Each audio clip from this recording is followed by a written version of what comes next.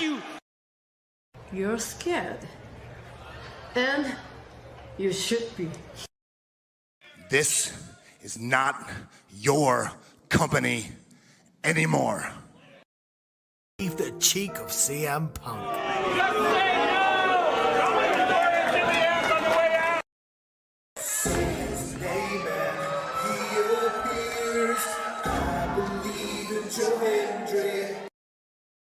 Out! Combo move! This is what they've been doing! Hey, McAfee! Everyone shut the up and sit down! We got a mom in the front row who taught her daughter how to suck dick! I'm Mina Shirakawa. I used to be a model. I want to put on a big show. And that's the bottom line, because Stone Cold said so. What is going on, everybody? Welcome once again to the Saturday Shenanigans, hosted by yours truly, the Renegade JJ Williams. Hi guys. Hi guys. CM Punk drama bullshit to the side. I still consider Hangman the worst AEW champion they've had. First of all, we're going to bring in Walter Cruz. I said that as a joke when what's his name did his promo Monday. He said, "I'm from a prestige university." I said he majored in Steiner, man. We've got the Heb man, James Hebert, in the house. I do really cool and dumb things. Mutants. Right. A lot of shit going on here. A lot of fucking crazy ass shit.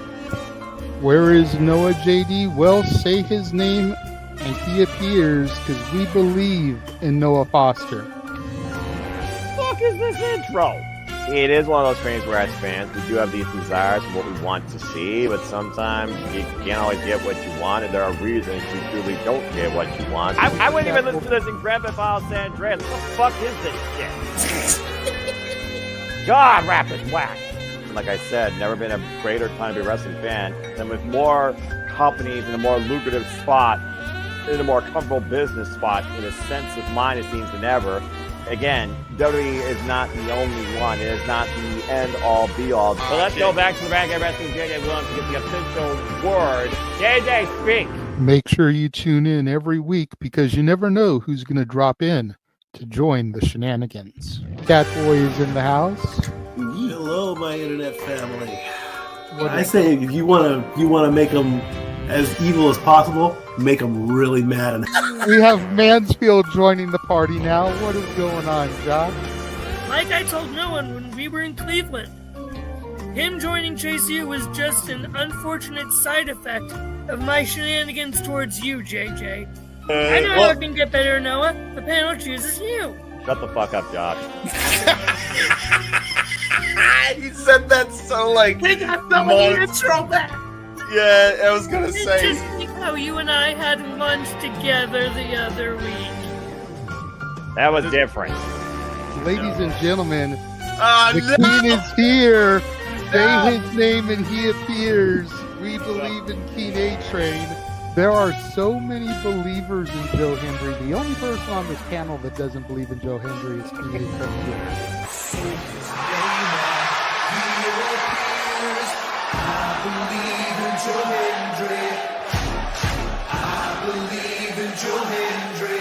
Tell the world why you do not believe in Joe Hendry.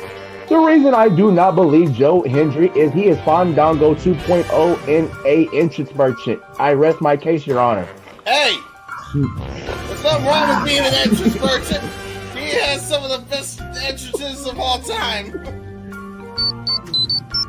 Teleporting into the command center, all the way from Angel Grove High, Datilla. Oh, yeah. I went to the command center on Thursday.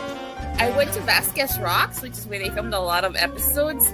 Somebody actually climbed to the very top of those rocks. I made it halfway. I was like, I'm not going up there.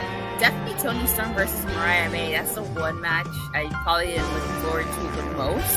I really like the story. I'm familiar with all about Eve, so if it plays out that way, I kind of know how this is gonna go. Say goodnight, Datilla. Good night. James, you did say his name, so he shall appear, ladies and gentlemen. first time on the Shenanigans.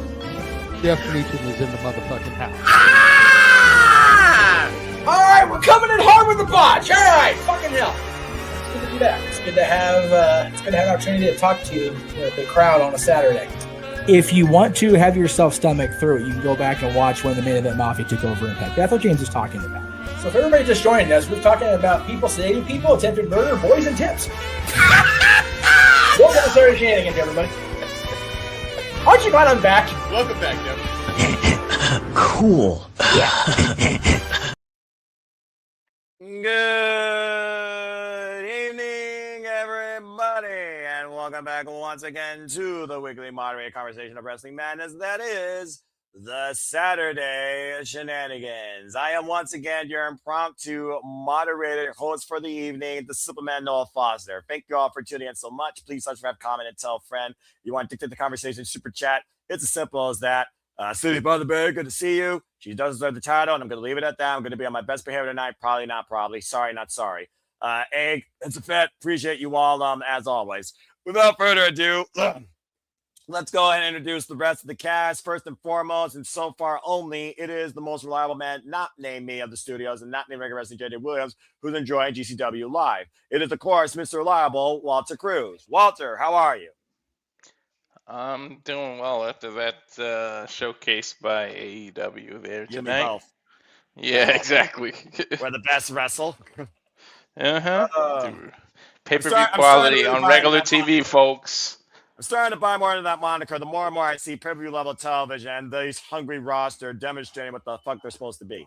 But I digress. Anyway, thank you for that. Again, other guests are supposed to join us. We course it out to the regular panelists, and Charles Schultz, he's also been invited. So stay tuned, folks, as others might join us. And of course, you all can lend your thoughts to the conversation as well. We got a nice supply today with tea and shit, AEW and WWE wah. So it should be a nice, simple show. But without further ado, folks, let's get right into it. So, again, first and foremost, Saturday Shenanigans, we're going to talk about this week in wrestling, or should I say this weekend. As, of course, we kick things off this weekend covering TNA No Surrender. Of course, me and Walter were on the call just last night. Thank you all for tuning in so much. Some good kickoff stuff with Sinner and Saint in a good tag team match. And then Kazarian had to run his mouth because Lord knows we need that with airtime. Got an impromptu without Angels and he did beat them out with a crossface chicken wing. And then we got actually into the show. And, of course, we started off with the Knockouts, Battle Royal. You didn't know half the people's names, but at least it stayed in-house in TNA. And the ironic thing, the most veteran TNA Knockouts was eliminated first in Rosemary, and then it all just broke down from there. Oh, yeah. A lot of newcomers were involved, but it showcased the talent that are hungry and waiting. I'm trying to remember. I think I had Tesla for my number 2. That's not the car. No, Tessa Blanchard. I'm giving you wordplay again, man. Oh, okay. Tessa Blanchard was my number 2 pick, I think. I forgot who I picked for number 1, but damn sure wasn't who actually ended up winning as Jody Threat won. Yeah, she was the furthest on my mind. I shit you not. Like, right? Yeah, the freaking Wild Child. And speaking of Wild Child, our own Wild Child from Canada, because she's yours, she's mine, she's our Canadian friend, Ash, has rejoined us for the Shenanigans. Hello, how are you? I'm good. Yourself? All right. I mean, hell, I just covered AEW, so I'm always in the gooman after that. And, of course, we are talking about TNA. So right now we're just recapping that. You can lend your thoughts. And speaking of lending thoughts, above Manhole Ground is, of course, Charles Schultz, Avatar Man himself, which completes the TMT squad. I guess that makes you April. Charles, how are you? Wow, Noah. You just had to say that, didn't you? And I'm not saying about that towards Ash. I'm mostly saying about towards me. I'm the Segway King, it seems to be. But it is what it is. We get back to TNA Wrestling. But yeah, the Knockouts Battle Royal. Rosemary eliminated first. Jada Stone was eliminated. Tasha Steelz wiped her out on the outside. Marisade got a little bit showboaty. She got eliminated. Harley Hudson, Mila Graves, they got eliminated inadvertently because they took their eyes off the prize. Mila Moore and Victoria Crawford, they were freaking working together for the most bit, but they got duo eliminated by Jody Fret, who saved herself by her feet holding on the bottom rope, and it came down to Tessa, Elena Black, Jody Fret, unaware of the people, by the way, and Mara Sade, as Tessa was the last one, or so she thought, before Jody Fred came up behind, eliminating her, and Jody Fred won. The wild child from Toronto, Ontario, Canada, former bouncer from the Belgian Complex, is now the next challenger for the TNA Knockouts World Championship. The name of the game is both feet must touch the floor. Jody Thread got knocked out with her feet still underneath the rope. She was hooked. Brilliant. She fell head first. And Tessa got caught up in the action and forgot. Didn't pay attention. Sort of what Santino did with Alberto Del Rio in 2011's Royal Rumble, man. Alberto completely forgot about Santino. And he almost surprised and won the thing. Yeah, well, apparently that was not to be the case. And again, Elena Black, she was one of my picks, and she came very close at one point. But unfortunately, Elena Black grabbed Mara Sade's hair, but was eventually eliminated by Mara Sade, who was eventually eliminated by Tessa Blanchard, and the rest writes itself. Sade, that's who my other pick was. Yeah, and again, Elena Black and Mara Sade, they were fighting like cats on a freaking cat fight on the floor during that final stint. They probably still are, for all we know. Anyway, congratulations to Jody Fred, which, ironically enough, was the farthest pick from my mind. But considering Danny Luna has a guaranteed shot at the TNA Knockouts Championship, there might be more than meets the eye when it comes to that winner. Ain't that a hell of a quinkydink? Right, I'm just saying, you know.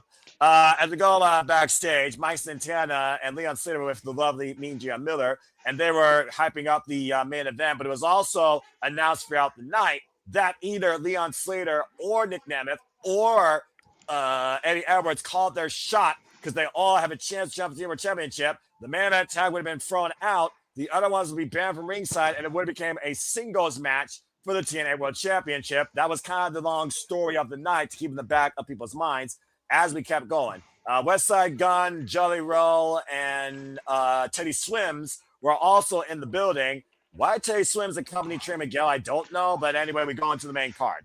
Stax coming in as TNA International.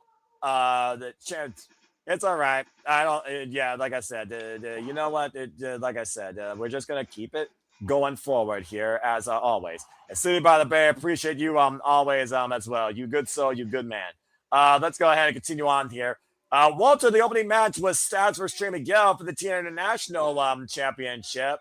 Now, again, my boy from the 419, of course, his own rascal now. A whole new beginning for Trey Miguel to figure out where he belongs in TNA or in wrestling for that matter. Won the chance via the Feast or Fired. And as we expected, Stax used Arianna Grace to his advantage multiple times, but that Jezebel got thrown out, and Stax basically collapsed under the pressure on numerous occasions. At one point, almost botching his own top rope maneuver. After creating some with the sliding delay, impromptu implant DDT on the floor. I freaking love that shit. And then that was the start of the downfall when she got kicked out. Yeah, exactly. As it should have been, damn it. After Stax, though, taking a kick on Miguel, who was caught between the ropes. A lot of kicks to the side of the head by Stax there, trying to get the better of Trey. But then Trey brought him back in with a combo drop kick and lightning spiral. And Trey Miguel is the brand new TNA International Champion, which was a pleasant surprise for me, but a hopeful one for me in predictions also. Yay. For my boy from the 419 who's been betrayed by, I don't know, some people in this industry based on freedom of speech on the internet, if I'm being perfectly honest. Not that I'm getting into that shit as I am non-political. But I'm very happy for Trey, who came back home to TNA, hold single goal for the first time since 2022, when he was X Division champion. A very pleasurable result. What did you say, Walt? Very pleasurable results. I'm going to be honest again, I did not expect that shit. But for Trey to come out single, to deal with what he dealt with, some things happen for a reason. Blessings in disguise. The rest of his boys are all elite. He was able to return home and come home with a prize. Like, it's unbelievable. This is only the third man to hold this title, as there's been. Well, Macklin won it twice, which is why there's only 3 people that have this title. But yeah, I'm looking forward to see who Trey Miguel defends it against. If his tag team history is any indication, he will be a fighting champion. Bar none. I don't expect him to be heelers like he was last time was the X Division Championship when he spray painted it green, in its own logo. Not necessarily sure if I agree with that, degrading the title that has defined TNA wrestling since inception, but a whole different story. Anyway, congrats to the Trey, and screw you, stats. Go back to NXT development. That being said, TNA injury report. Can you tell how much I don't give a fuck all about this NXT? Anyway, TNA injury report provided by Bioflex. Eddie ever received a broken nose, but apparently was cleared for action. Mike Santana suffered back issues after being assaulted, but he was cleared.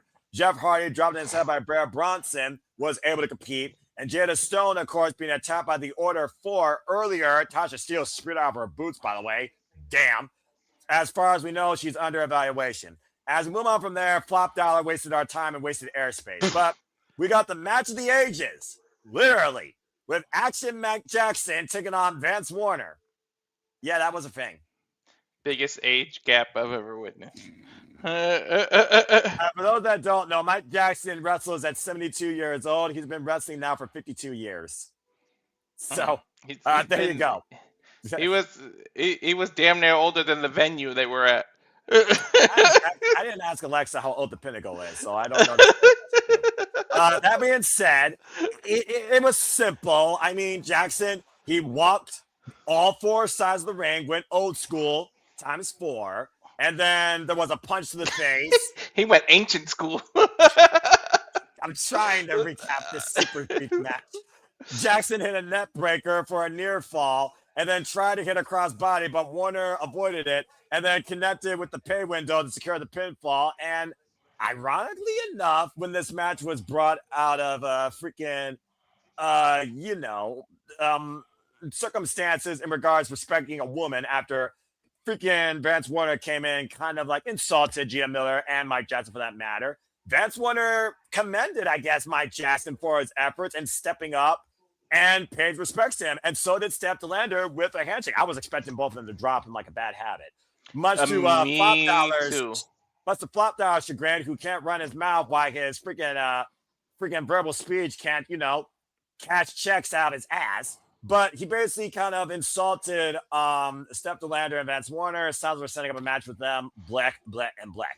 As we go backstage, Arianna Grace is apoplectic that her future fiance, Stax, that's a marriage waiting to happen in divorce court, lost the International Championship, demands she apologize to her if anything else goes wrong, would have broke up with him. Is it really a bad thing to be alone on Valentine's Day? Exhibit A, just saying. Nope. That being said, moving on. Don't give a fuck about that. Going on from there. Tranquilo. Fine, I'm fine. Going on from there, we have the Elegance brand defending the TNA Knockouts World Tag Team Championships. I got a migraine already. It was actually a good match. And they were tripping over each other's shoes on the Elegance side of things. I'm not just talking about the two in the ring. That being said, against Xia Brookside, Indy Hartwell. Indy Hartwell, way too much show, but they're going. And by Elegance was the most effective prior of all four of these women, even if she almost tripped over her own shoes at one point. And by Elegance and headed by Elegance controlled the match for the most part, isolating Xia Brookside, thanks to that Chippendale reject, and the T-Woo Pee Wee Herman also caused a distraction and Ash's jaw jacking. That yipping chihuahua is back on my screen. Yay. Following that, Brookside got a hot tag, rolled up M for a 2 count, and was able to counter a boot to the face, though. That reach of Maggie Lee, though, was very impressive, I gotta say. After Maggie stopped Brookside's midsection, kept control most of this match. Following ways down the line, Ash was trying to get her team back in play. And by Elegance connected with a drive-by kick. And again, it was most Elegance for the most duration of this match. Tag was finally made to Hartwell, though, after a meeting of the minds, and M, of course, hit her own partner inadvertently. There was a bulldog and then combo with an elbow drop from the top for a near fall. Heather broke up a pin attempt, though, but it sent to the last possible second. I was actually holding out for a miracle this freaking month, but I was wrong. After Indy Hartwell hit a spine buster, M and Heather were able to hit the nip and tuck. That's their combination finisher, by the way, to score a pinfall after freaking Ash pulled Indy's foot off the bottom rope outside the ref's vision. Again, there's no damn good referee in this freaking business. As the Elegance brand head onto the towers, they wanted to add insult to injury after Mickey James' hardcore country outfitting in Nashville, Tennessee. Just saying. Hardcore country. Aaron Down took the spotlight and finally gave me something elegant for the first time the whole damn fucking night. and freaking sent Ash running, almost dropped her on her head with the Mick DT before the Elegance brand saved her ass. Now, whether Mickey James is here for a one-off or trying to actually neutralize the numbers, your guess is as good as mine. I think it's going to be a 6-woman tag or something. Yeah, I'm about to say, the jury is out, but I mean, hey, Lord knows TNA needs all the star power they can get in this new era, quote unquote. Am I wrong? That being Not said, at all. yeah. Well, speaking of TNA tenures and veterans and stars in the future versus the past, BDE then took on Eric Young. For those that don't know, BDE stands for Brandon Does Everything. Bright young up-and-coming independent scene that, of course, was signed to TNA Wrestling last year at Bound for Glory. Took on Eric Young after Eric Young wanted him to join him in the cleansing to come in TNA Wrestling. I don't know what the cleansing is, don't ask me. That being said, when BDE said no, Eric Young dropped him on his head with a pile driver. And that led to the match the following day at No Surrender. Strong back and forth here. BDE trying to overcome Eric Young's momentum in the early going after for the hot assault before the bell rang. After BDE hit a buttbuster, for a 2 count, tried to set up for the hat trick, but Eric Young countered in a power bomb. And the story here was BDE's head and neck. BDE continued to move forward, though, connecting punches, but all it took was one punch from Young to connect for BDE to get dropped like a bad habit. After Eric Young hit a net breaker, BDE landed a reverse DDT, trying to continue forward, but Young countered with a power slam. Even the top rope elbow drop wasn't enough to put BDE down. After we got a clip cutter, of course, that's one of BDE's finishers. I thought he had him there, but not quite. Both men survived each other's best, except for one thing. After Eric Young took a bite out of BDE and then went for the pile driver for the first time, BDE avoided it. And then the onslaught continued until he was able to hit a damn DDT. As BDE kept hitting him back and forth, fire, both these members dropped each other on their heads. It allowed him to hit a Canadian Destroyer on an original member of Team Canada for the closest near fall BDE had on the former TNA World Champion. In the end, though, Young was able to find a way to drop BDE in position for a pile driver. That's all she wrote. Eric Young beat BDE the night at No Surrender. Yeah, it was a pretty good match, but maybe the cleansing is a laxative after the bullshit they gave us in the next match. But that's probably what the cleansing is. You're probably not wrong. But I want to see where the story goes because they keep talking about this cleansing, but they're not like really showing it. Like Eric Young talked about it. Then last year there was a thing with Santino trying to do an investigation on Frankie Kazarian and whether he was involved in the NXT, and that just kind of disappeared. Like, am I wrong? Like, I know I missed a couple of episodes, but are we like not supposed to remember that happened? Was it like a Jedi mind trick, or once again the wrestling industry insulting the intelligence of the fans? You tell me. But yeah, it did happen at one point because he gave him a paper saying the cleanse is coming. Whether or not he still has that flyer, I have no idea. I think that flyer even had a QR code on it, and I don't think nobody scanned it. So is it the purge? Like people are going to mask up and freaking, slash and hack people at this point? Or what the hell are we doing here? He has a tendency of somehow getting a cult following and getting groups. We've seen him lead some groups, so we don't know what's coming down the pipe. Fair point. We do know what's coming down the pipe for the knockouts, though, for Jody Fret. After Jody Fret was insulted by Tessa Blanchard, saying if this was a one-on-one, you would not have a snowball's chance in hell of beating me. Well, we proved that. So it was made official. It will be Jody Fret versus Tessa Blanchard. The number one contendership is not on the line, but it is a first-timer one-on-one matchup. This coming Thursday night on TNA Impact, which then moves us into the TNA Knockouts World Championship match.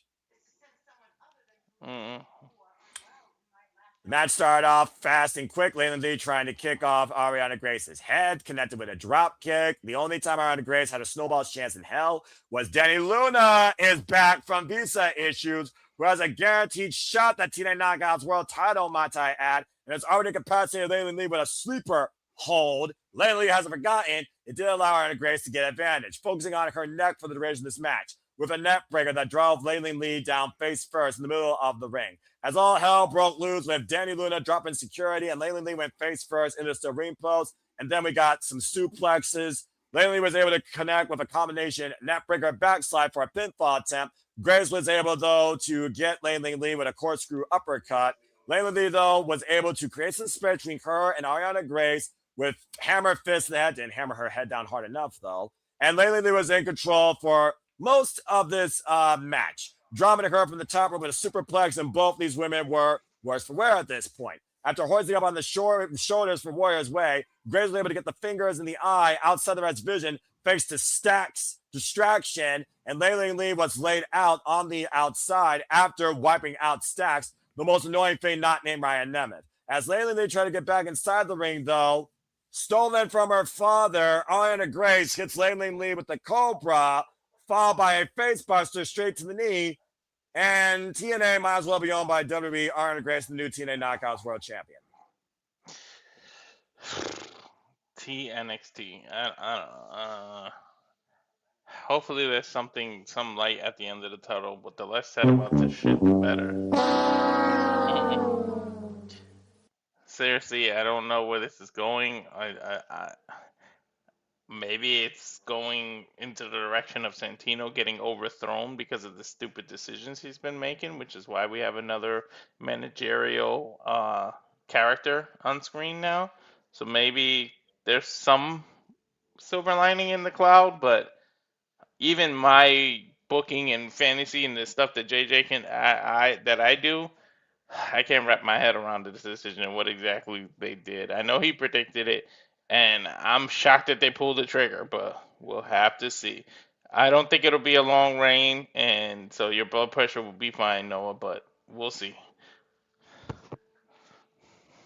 I can say things right now that would get me thrown off YouTube that would chastise the opposite gender and what this competitor represents some mockery to this business and what this title has become. But I'm going to do my best because I appreciate Ash and I'm trying to find good in wrestling, and AEW might have saved my spirit tonight. But you are very, very fucking close to me saying not only fuck NXT, but fuck TNA wrestling for life. Jesus. Well, it is the female, the knockout division, so I'll be interested in what Ash has to say about it. All right, we'll get our thoughts at the end. Moving on, you and JJ, as I was trying to avoid, killing somebody. Basically, you all covered an 8-person tag with the Hardys and the Righteous versus the Order 4. Go ahead and talk about it. Yeah, this was awkward. It started before the bell with all 4 men, or 8 men, I should say, attacking one another. The restoration they could not restore anything. Then the refs finally put some order. Then Order 4 put some order in there. I didn't do that pun on purpose. I didn't actually do that one on purpose. But sure you did. But we had good teaming in and out, frequent tags by the Hardys and the Righteous. At first, they weren't tagging each other; they were just tagging their own partners. But then Vincent and Dutch actually started working together. They ended up on the outside where Vincent was doing these weird tributes to Hardy, where he would do. He threw off the stage area. He threw I think it was one of the good hands. It wasn't Agent Zero. He was still in the ring. That would have shot me right there. They get the better of it throwing off the stage. They threw the good hands over there. The Hardys did it, and then Vincent, like in Jeff Hardy fashion, dove off of that stage onto him. So it was like a tribute to them. Then Dutch and Matt were in the ring. They had the 2 from the good hand, the great hands, whatever their names are. John Skyler, Jason Hotch. They did synchronized twist of fates to both, while Vincent and Jeff climbed the other ropes and did or synchronized swanton bombs, and they ended up getting the cover. But it was they did it together. They actually worked together. For some reason, I really, really thought the Righteous were going to turn on the Hardys. Same. But the story was what happened after the match, after the bell rings. Agent Zero turns the hands. They start beating everybody up. They start clearing the ring. Mustafa starts doing his thing, goes to climb the rope to try to hit Jeff Hardy when all of a sudden we started walking with Elijah. The lights go out. Then we see a guitar-shaped casket get rolled on stage. Ali goes to attack Elijah, only it's not Elijah. It's some kind of stunt double that he was beating up. So while his back was turned, the casket opens up. Elijah was in the actual casket, grabs Ali, pulls him in the casket, went to go close it, but Ali shot like a bat out of hell back out of that casket. He was not staying in there. So then we went off with like Elijah's music playing, but we got a little tease of what's coming up in that guitar casket match. Which guitar casket match, dude, that casket actually looks pretty cool. Like, I can't lie, it's in the shape of a guitar, and it's a pretty cool. I'm surprised Jeff Jarrett never fought Undertaker in a casket match and did that with a guitar. Like, it's like a cool concept. It's a casket of a different shape, but okay, considering both men have bashed or chatted with guitars or tried to bash each other with guitars, and the only one been bashed with guitars, freaking Elijah. Fair enough. So basically, Order 4 won this because there was some sort of miscommunication, I heard. Yeah. Order 4, they won because of that distraction. But yeah, I predicted that Order 4 was gonna win. Well, damn it. I mean, I'm about to say, Natasha Steeles, it's never 4, it's always 5. Blinding Dutch with powder, and Dutch freaking hitting the death walk. That's what it was, the powder. Yeah. That's his black hole slam, in case y'all wondering, folks. Rolling Buck 50, and Mustafa Ali, of course, is 450, was able to get the pin, as I just look at TNA's clip notes here for that match.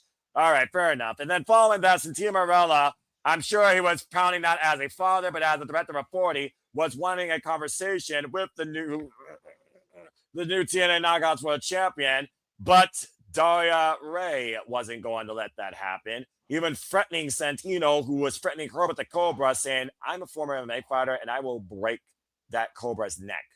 Honestly, Daria, you might need to. Somebody here definitely needs to be removed from position. And I don't think it's just a champion, although that should be first. I guess we'll see what happens here in this power struggle.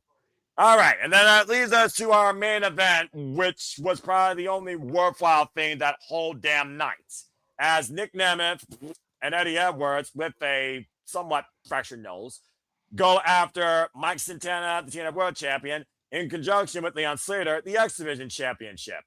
What did happen here would probably be the better question. Daggum. Yo, these four went at it, and no one got the chance to call anything. Because Steve Macklin, who's fired, took my sense out of the equation. They're both probably fighting on Nashville as we speak. Second time this dude has come out of nowhere and attacked. Like, how do you keep getting into the arena? You're fired, dude. You picked the wrong case. I got nothing. All I know is before that other madness, literally it was a combination that I thought that Santana and Slater have won. But much to your point, freaking synchronized crossover standing moonsault didn't get the job done. And Macklin, outside of everybody's vision, pulled freaking Santana out of the ring. They were fighting the bill, became a handicap affair for quite a while. Leon Slater fighting off the word, including the system, by the way, that got involved. Bear Bronson, Brian Myers, and Cedric Alexander on behalf of Eddie Edwards here, who at one point was eyeing everything on the table, the championships, that briefcase, and that trophy. Of course, Nick Neville for the Call Your Shot gauntlet. As the system was on overload, Moose came out to dismantle it, and then it became one-on-one as they were going after Eddie Edwards for the sake of Eddie Edwards' life, as Moose looks to kill that guy, and I don't blame him. So Moose eventually it broke down. Go ahead. Yeah, Moose is literally the anti-system all alone. The system of a down. How about down goes the system, or down up the system? Anyway, as the first the franchise fended Eddie Edwards off in the system in hot pursuit, it came down to Leon Slater and Nick Nemeth. At one point, though, Nemeth goes for a pinfall attempt, and Slater kicks out at 2, and then it hits a famouser, high famouser, by the way, but Slater, definition of no surrender, continued fighting forward. After he countered a heel kick on the Nemeth with his own super kick, as Nemeth was looking to tune up the band in Music City, a Swanton 450 allowed Leon Slater to somehow survive this utter madness and pin a former TNA World Champion. So keep that in mind, considering he has the X Division Championship, which does allow option C. They took the hell out of that by allowing him to get the pin alone. He literally was abandoned at this point. It's not Santana's fault because it was Macklin, but he literally had to do it all alone until Moose offered us some help. But He did it alone, pinning a former world champion. It just teases that option C. Although I love Leon as the X Division champion, I want to see him continuously defend that. I want to see somebody win that title because they deserve it, not off some vacancy. However, it's been done before. Frankie Kazarian did the option C. That was the last time. Moose refused to do it because he wanted to elevate the title, and I feel like he did a damn good job of doing it. That's why Leon is the champion he is. But it's going to be very interesting as 3 people can still call their shot regardless. So, Matt Santana, you wanted the target on the back. You wanted the company on your shoulders. You got it, bro. Look over your shoulders. Always have I hate this figure of speech that they use, but it really is true. You have to have your head on the swivel when you're the champ. Well, when you're the champion, you're always the target. You're no longer being the hunter. You're being the hunted. And he literally was with 3 oppositions towards his championship. If it wasn't for Steve Maclin, I still think we very well could have got a tease after this match for a call your shot on the opposite side in loss or defeat. When Maclin and Moose showed up, you pretty much knew from there you weren't getting anything else besides this. But Leon Slater surviving, pinning a former TNA World Champion, shows Leon Slater could become the youngest ever TNA World Champion. It's not something that's too far-fetched. Can you imagine if all 3 call their shot at the same time? We end up with a fatal 4-way match? I don't know if that wanted to work. I said TNA champ. I didn't say world champ. I say that has potential. He's got a young, bright future ahead of him. Well, not because he's getting power driven on his head. But you don't thrust yourself into the TNA World Championship picture or any championship He needs to win the international or something first. Yeah, that's true. Well, I'd say PD's got more credit to his nature to go after a championship than the freaking new TNA Knockouts World Champion ever will and ever did. But that being said, that was TNA No Surrender. As Ash takes a bathroom break was what most of the show was. Let's go ahead and get the house Schultz. You're not wrong, though. Glorified house show, WWE, freaking influencing virus on the alternative attorney with similarity. Charles, go ahead and talk about your thoughts on TNA No Surrender based on our recap. And Arianna Grace holding the cornerstone of the Knockouts that's becoming more and more and more degrading by the day. Well, and the Walter, you say, JJ, it wasn't just him that called that. It was me. It's the second person that called it. That's number 1. And I'll admit now, I thought they were not even going to do it. I only pulled the Mando card just to see how Noah reacted, and basically that was it, and basically it would not happen, and basically we would just move on. But nope, that happened. Which also feels weird now. It's like, okay, who's taking this title off her now? Because you got so many other possibilities now. But also, as far as that, the other thing I was talking about was that Order 4 match. That damn Qatar casket was the coolest shit I ever seen in my life. Good grief almighty. And no, it's not because I'm a freaking Elijah Mark before somebody says it in here.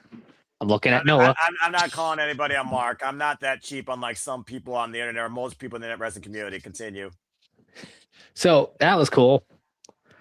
But I'm just waiting for the freaking Righteous to turn already on the Hardy so we get the Broken Hardys and the Hardy Compound match already. I'm just waiting for it. Seems too obvious. Okay. Right. But look, outside of that, it's basically, and also, as far as the this freaking Eric Young group thing, I'm still leaning towards what probably going to be NXT's freaking Dark Stay at this point. Oh, God. It would not surprise me. Which would be kind of weird. It would be kind of weird. It could be kind of weird going, so you're going to NXT's Dark State, knowing very well you have a problem with the NXT showing up at TNA in general. The kind of hypocrisy one-on-one. But that's like the only issue. But yeah, well, that's pretty much it for me. All right, fair enough. All I know is if Dark State invades TNA, I quit. All right. That being said, Ash, go ahead and lend your thoughts based on our recap, based on the TNA Knockouts World Championship situation. Why the fuck they didn't keep it in-house, considering Danny Luna and Joey Fett legitimately are in the running for it, have the history at Layling Lee, are in TNA. Let me say that again. In TNA. And the situation and the outcomes of No Surrender based on our brief recap. Go ahead. So the Righteous match sounds like it'd be pretty good. The Association with the international title match, the Knockouts Contenders match, that sounds like it's good. And the main event and the implications it has storyline-wise, sounds like pretty good. And as for like the Knockouts title, it's funny how when you guys I was listening into the predictions, if it goes down the way you guys said in that predictions, yeah, because I've been mentioned there's going to be a power struggle, and depending on how they go about it, it could go well. It's really up in the air at this point, and the only way we can tell is by watching NXT and Impact. Fuck NXT, and I'm very close to saying fuck TNA becomes a WWE similarity. There is no good light shine you could give me to this, degrading the corners of the TNA Knockouts, turning the hot potato, where it's now gone to 3 fucking people in NXT in less than a damn calendar year, and this floozy with nothing to back up any crap, why she deserves to hold on to this, is now holding on to this title. This is the biggest embarrassment to the TNA Knockouts World Championship since I can remember. Dude, in the last 6 months, more women from NXT have held the TNA Knockouts title than Knockout title. And they have internal story in TNA with Jody Freck, with Danny Luna, and Layling Lee, and you still fucking give it to bullshit NXT. Now you guys know how I feel when AEW people win New Japan titles. At least there's some effort behind it, and there's an actual purpose to the finish of it. Argue that, Ash, and get back with me. What the fuck has NXT done for TNA versus what NXT has taken from TNA? I'm just gonna say this: my issue with the AEW people winning the New Japan titles is that they're not there on the shows. Whereas, at least with the NXT and TNA people, they are on the show, so it feels like they're integrated. And I understand it's kind of hard too with the AEW New Japan, but the conflicting schedules. But that's the only gripe I have about it. Yeah, you have a visual gripe. I have a professional, in-ring, worthwhile gripe. NXT is not TNA, and TNA is slowly becoming NXT WWE variation, not the black and gold that was at the peak of professional wrestling for AEW existed. Fuck everything right now related to NXT and TNA until I see something different. Yeah, it's really sad what TNA's become, because it's throughout the years they've had an identity, and then they lost it, and then they had it, and then they lost it. It's just the multiple cycles TNA has gone through is just very alarming and now they're concerning. And now they're losing their image as we know it once and for all, with WWE influence invading it. Although I'm just waiting for the word acquisition. That's all I'm waiting for. Although you can make the argument that TNA has always been WWE light since the 2010s, but even then, they still have somewhat of an identity. Whereas now, with how small the roster is, they don't really have much of an identity, so they have to rely heavily on the NXT people, which says a lot about management and how they can't lock down people in the contracts. This is why you need to make new stars and stop relying on the legends of the business. This is what happened. Mickey James had to, go away. Awesome Kong. All these people started retiring, and they really didn't build any of the newer knockouts. And then when they did, they let their contract end and they went elsewhere. They ended up all elite, or they did go to WWE. So you kind of depleted their own roster, and it started with, you shouldn't have let Scott D'Amore go. Like that's where it all really started going downhill. The snowball fell down the hill, and then it just started getting bigger and bigger. Your roster is pretty much. How many times have we seen the Elegance defend the title against the same people, like over and over and the over only tag and team over? they got. The only legitimate tag team they got. Seriously, like you need to do some scouting, man. Go to Australia, because now you just lost another person to AEW. You should have went to different countries to do some scouting. Personification of power, performance, and of course, an Australian independent standout, which we'll talk more about here in a little bit. Watch PWA. Watch PWA. It's on YouTube.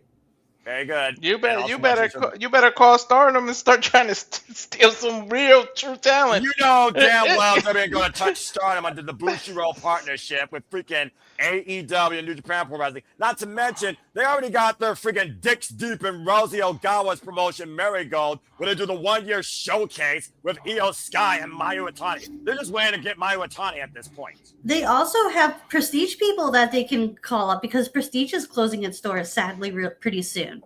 Yeah, that's sad. And Charles, I saw your hand up before we go to you. Our conversation, but yes, ding, I ding, know ding. Charles. But all right, $2 super chat. Problem is AEW to the majority of time. Well, when you consider that we almost had a monopoly, considering only one company exists, and since 2019, at least there's another choice, as MJF said eloquently on the Chris Van Lee podcast. You desensitize yourself to one company of 3 letters, and you see what can't happen in the business, where AEW has already surpassed expectations, where people thought they weren't going to last even as long as WCW, and the roster might be more involved than ever. The word you're looking for is oligopoly, not monopoly. Might as well be the same thing when it comes to WWE at this point, who's got more money out of their ass that they can't freaking cash checks for now in the public today that ain't even buying in WrestleMania. And stay tuned more, folks, when we talk more about that. Anyway. Not to play the semantic pedantic game, but your point still stands. I know. Thank you for that.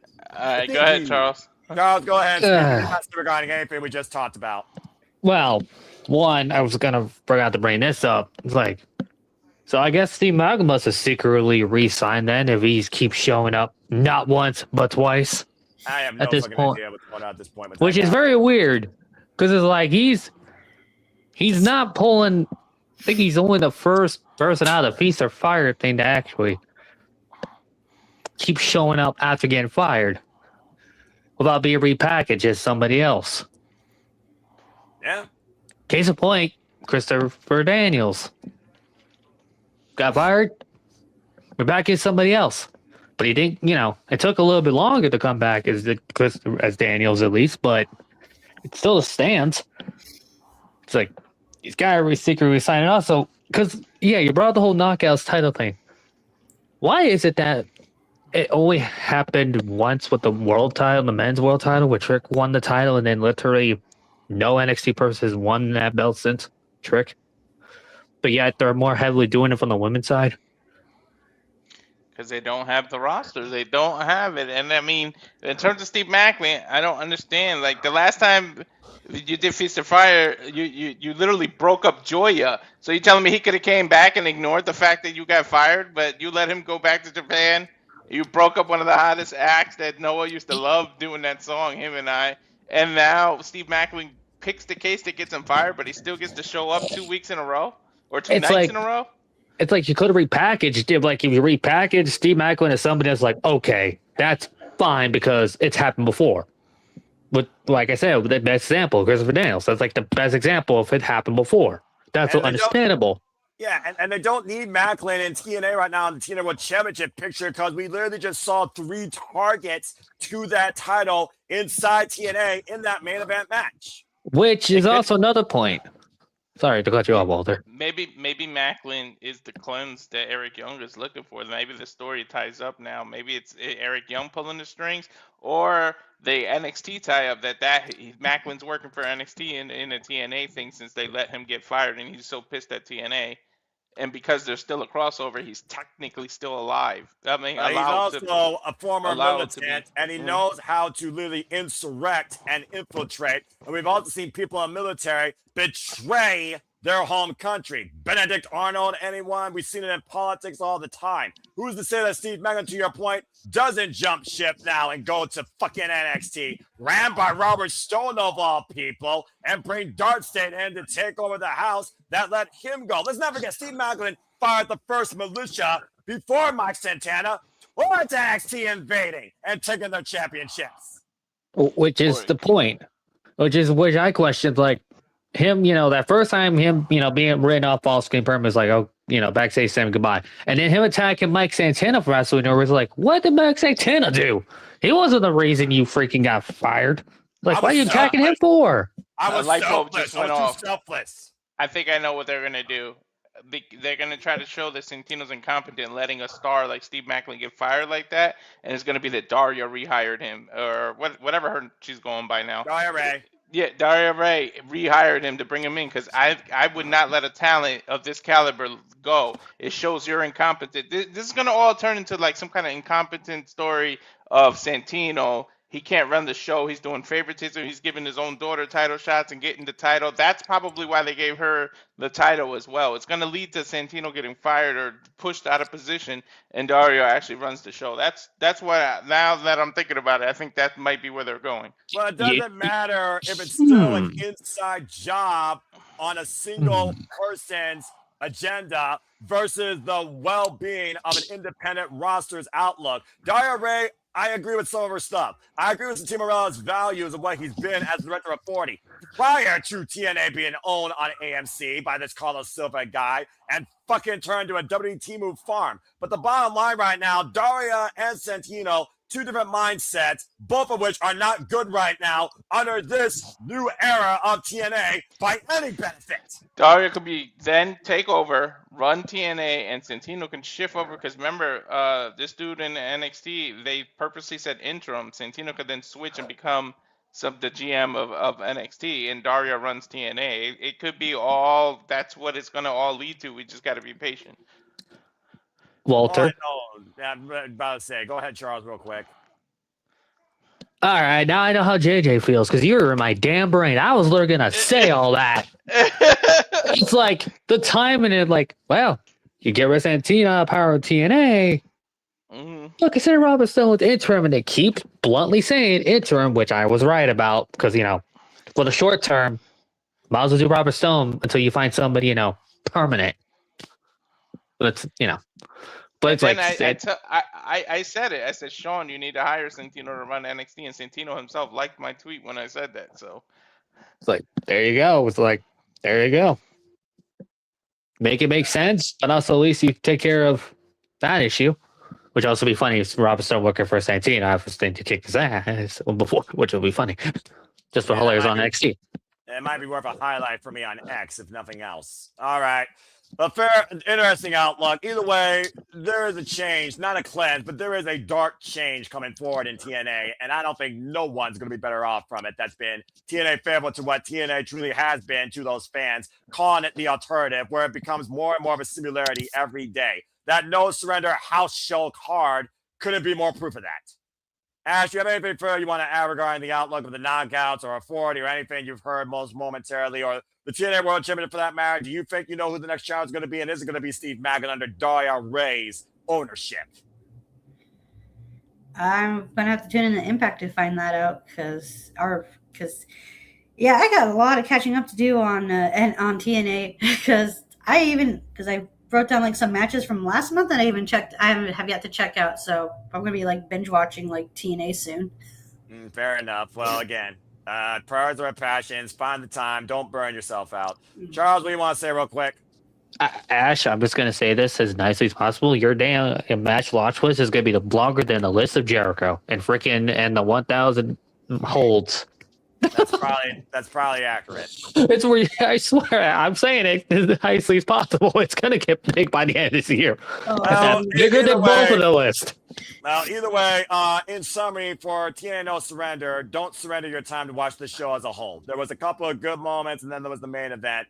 And I don't know, honestly, right now, if TNA even knows what the knockouts are anymore, considering that Battle Royale was the bomb of the barrel newcomers and Rosemary got eliminated first. There's a lot of inexperience that has not been cultivated for TNA yet to build in-house to the point they're using NXT based on recognition, and it's fucking killing the brand from inside. That battle royal really showed how thin the roster is. Like, it's a damn shame because I really feel like for a decade plus, TNA had the best women's division on this side of the ocean. Like, seriously, aside from New Japan or Stardom and the organizations like that, TNA was where it's at. They had the knockouts running shit, and it's really become really thin. Yep, and they still have Knockouts Tag Team Championships, but the only team they have left. There's basically anybody. Just saying. Oh, fuck me and fuck NXT, and this TNA is very close to the fucking category. All right, well, that being said, that was TNA No Surrender. You all can take that to the bank or honestly save your money. And that being said, when we return from this commercial break, we will try and bring a new mood forward when we talk about what happened down under in AEW, courtesy of AEW Grand Slam Sydney, Australia, and then we'll talk about WWE's profits, or lack thereof that might be becoming, heading to WrestleMania, and so much more as the Saturday Shenanigans continue after this commercial break. Stay tuned. And now for a taste of things to come.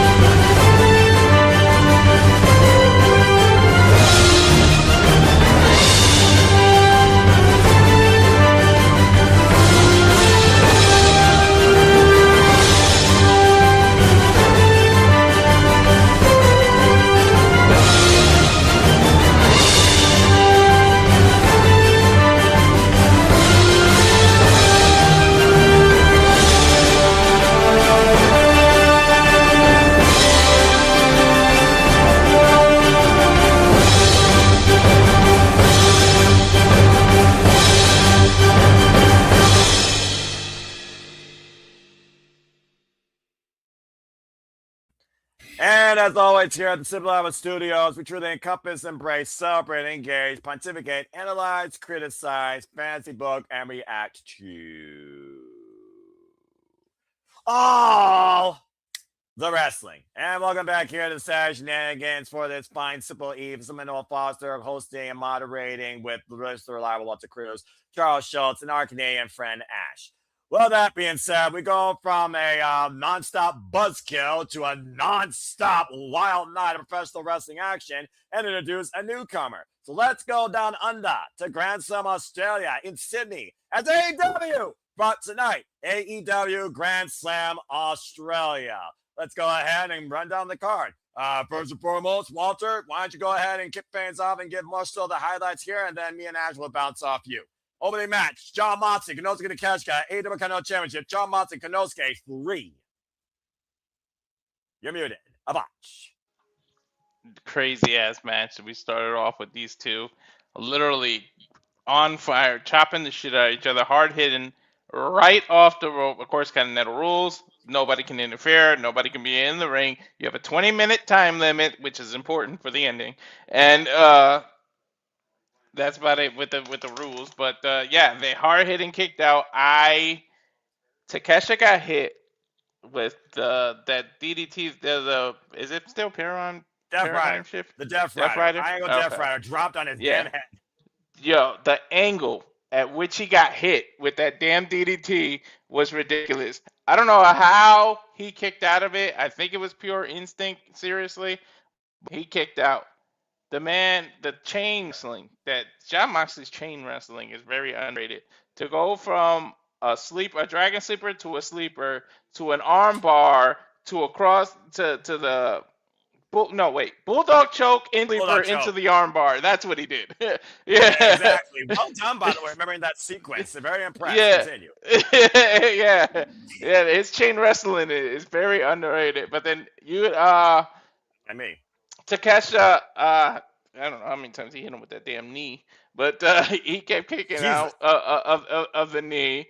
Then they went to the outside. We brought back in. Then it became a damn chop fest, chest for chest, where they literally just beat the shit out of each other to the point where they woke something up in each other, where they both kicked out at one counts. And this is like 15 minutes into the damn match. They're kicking out at one, not two, not 1, 2, ooh type things. They were kicking out at one, and then they aggressively fought to the point where the bell rings because the freaking time ran out on these two.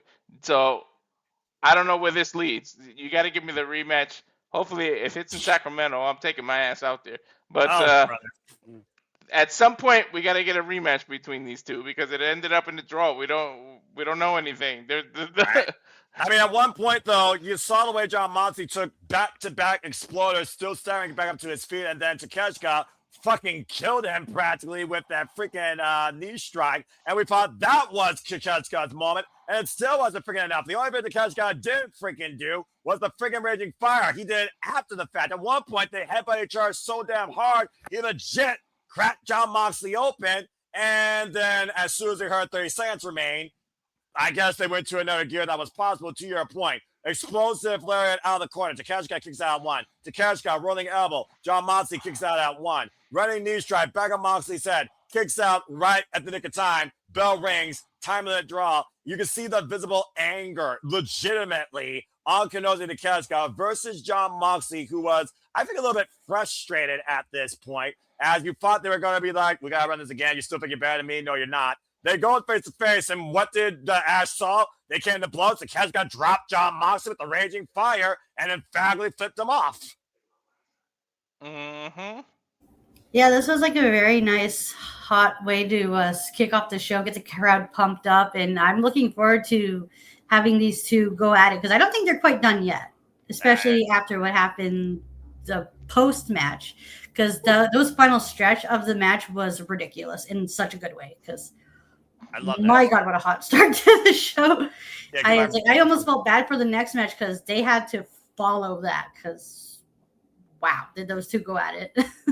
Well, again, it's not pay-per-view because the Simple Man's moniker for professional wrestling greatness, go back and watch. You want to get passionate of this business, go watch this match. I do try and stem myself on pay-per-view only because that's the biggest platform, but this felt like a pay-per-view, but legitimately, that match, that's professional wrestling, damn it. That was so fucking epic. Yeah, I can't wait for whenever these two go at it again because it's going to be like I'm not sure how they're going to top this match, but we shall see. Maybe they'll get rid of the clock, much like Kenny Omega and freaking Kazuchika Okada eventually did. We got to get a winner at some point. I did call for a 2 out of 3 falls match, so we might get that. That's might just no time limit. Just there must be a winner and let it be the main event of some. Maybe something if like you do it on a Dynamite, you could be the main event. Just there must be a winner, and we get to stay on as long as because the TBS allows them to do that. So very very true. I like that outlook a lot.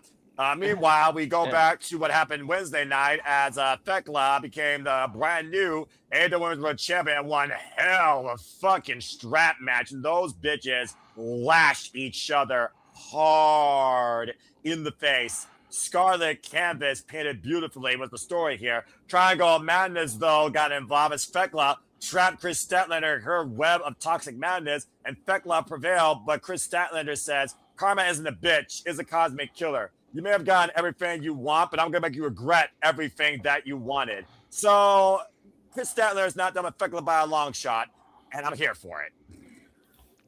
Mm-hmm. Which led into the tag team match, right? Babes of Wrath and Mega Bad. Yeah, Team Mega Bad versus the Babes of Wrath. Take it away, Ash. Yeah, this was a nice tag match. I'm surprised the Babes of Wrath retained because I thought Team Mega Bad was going to take it.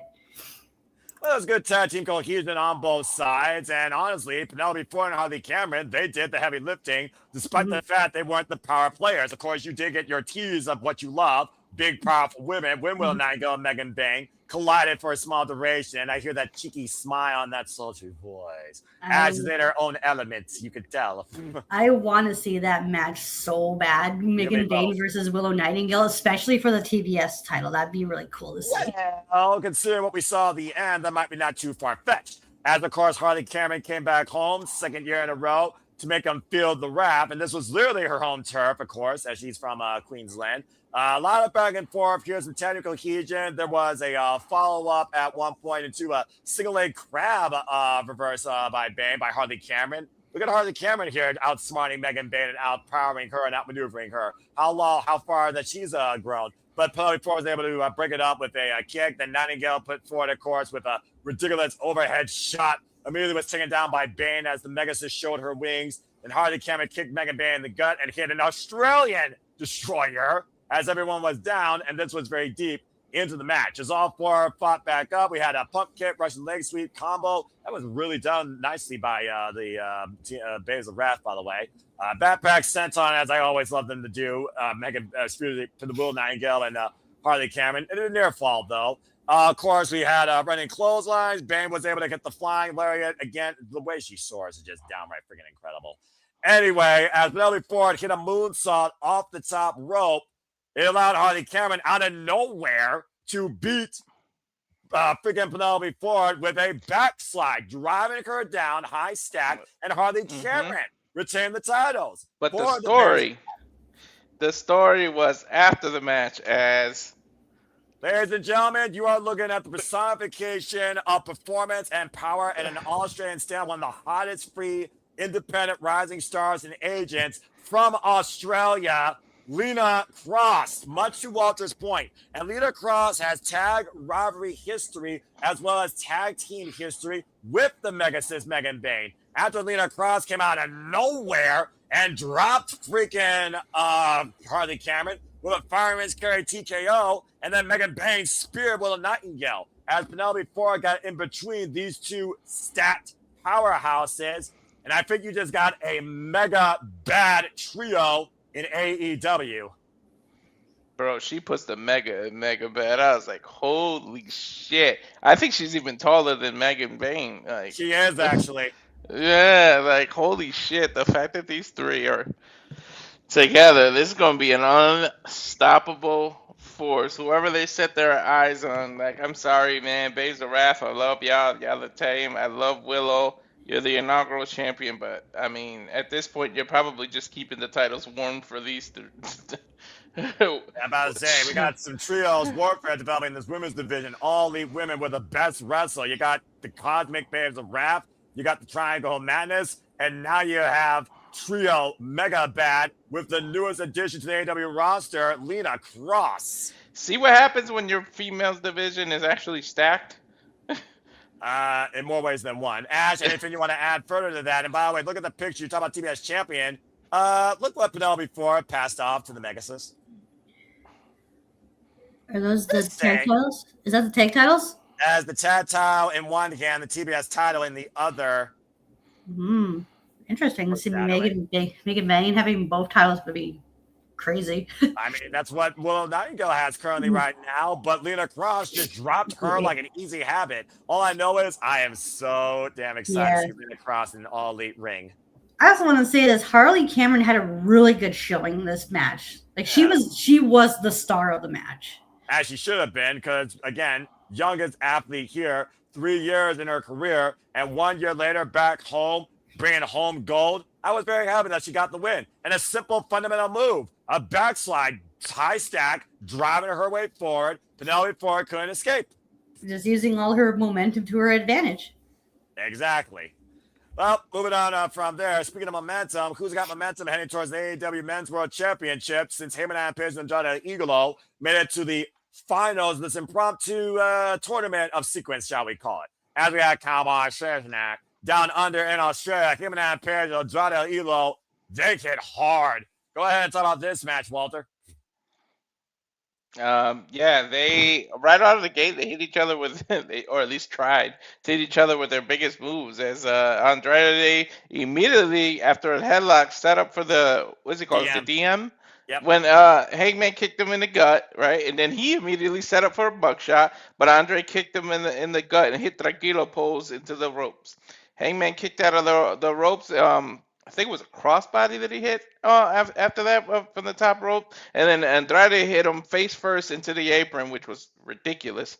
Then he started chopping the living shit out of him. At one And point, then you heard a bullet go off in Australia. yeah, seriously, like I think it was. I'm assuming that it was because of the gloves, but damn, those chops sounded badass. And then that's when they got out of the ring, and of course Andrade had to stop with a little photo with a fan, kissed her in the face. Hangman then did the same pose after hitting him, but respecting his marriage, he denied the kiss from her, which is, look at that, an actual gentleman.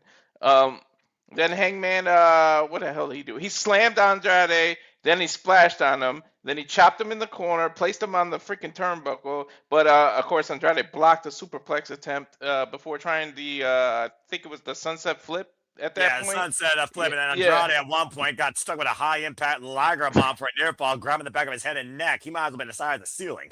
Yep, and then Hangman went for a moonsault, but Andrade actually caught him. And then he slammed him out there on the outside. He sent Hangman then sent Andrade to the corner, connected with what the hell did he connect? The pump kick at that point. Yeah, and then both men jumped in the middle rope when Andrade connected with his own moonsault that looked freaking crazy. And then he did that moonsault. Might I add. Yeah, he kind of like expected Hangman to move. He did a moonsault, landed on his feet, moonsault again, which, dude, Andrade looked badass. Like, when you give somebody the opportunity to showcase where they went, what they can do, it's impressive what people can do. All they need is a chance. Then I think we went to a picture-in-picture. We went on a commercial break, I think, at that point. Then when we came back, Andrade had Hangman in a headlock. Andrade stomped in the head, slapped him around. Then we started going back and forth with the, yay boo thing for the crowd. And then Andrade tried to do that, I think it was the big boot at that point.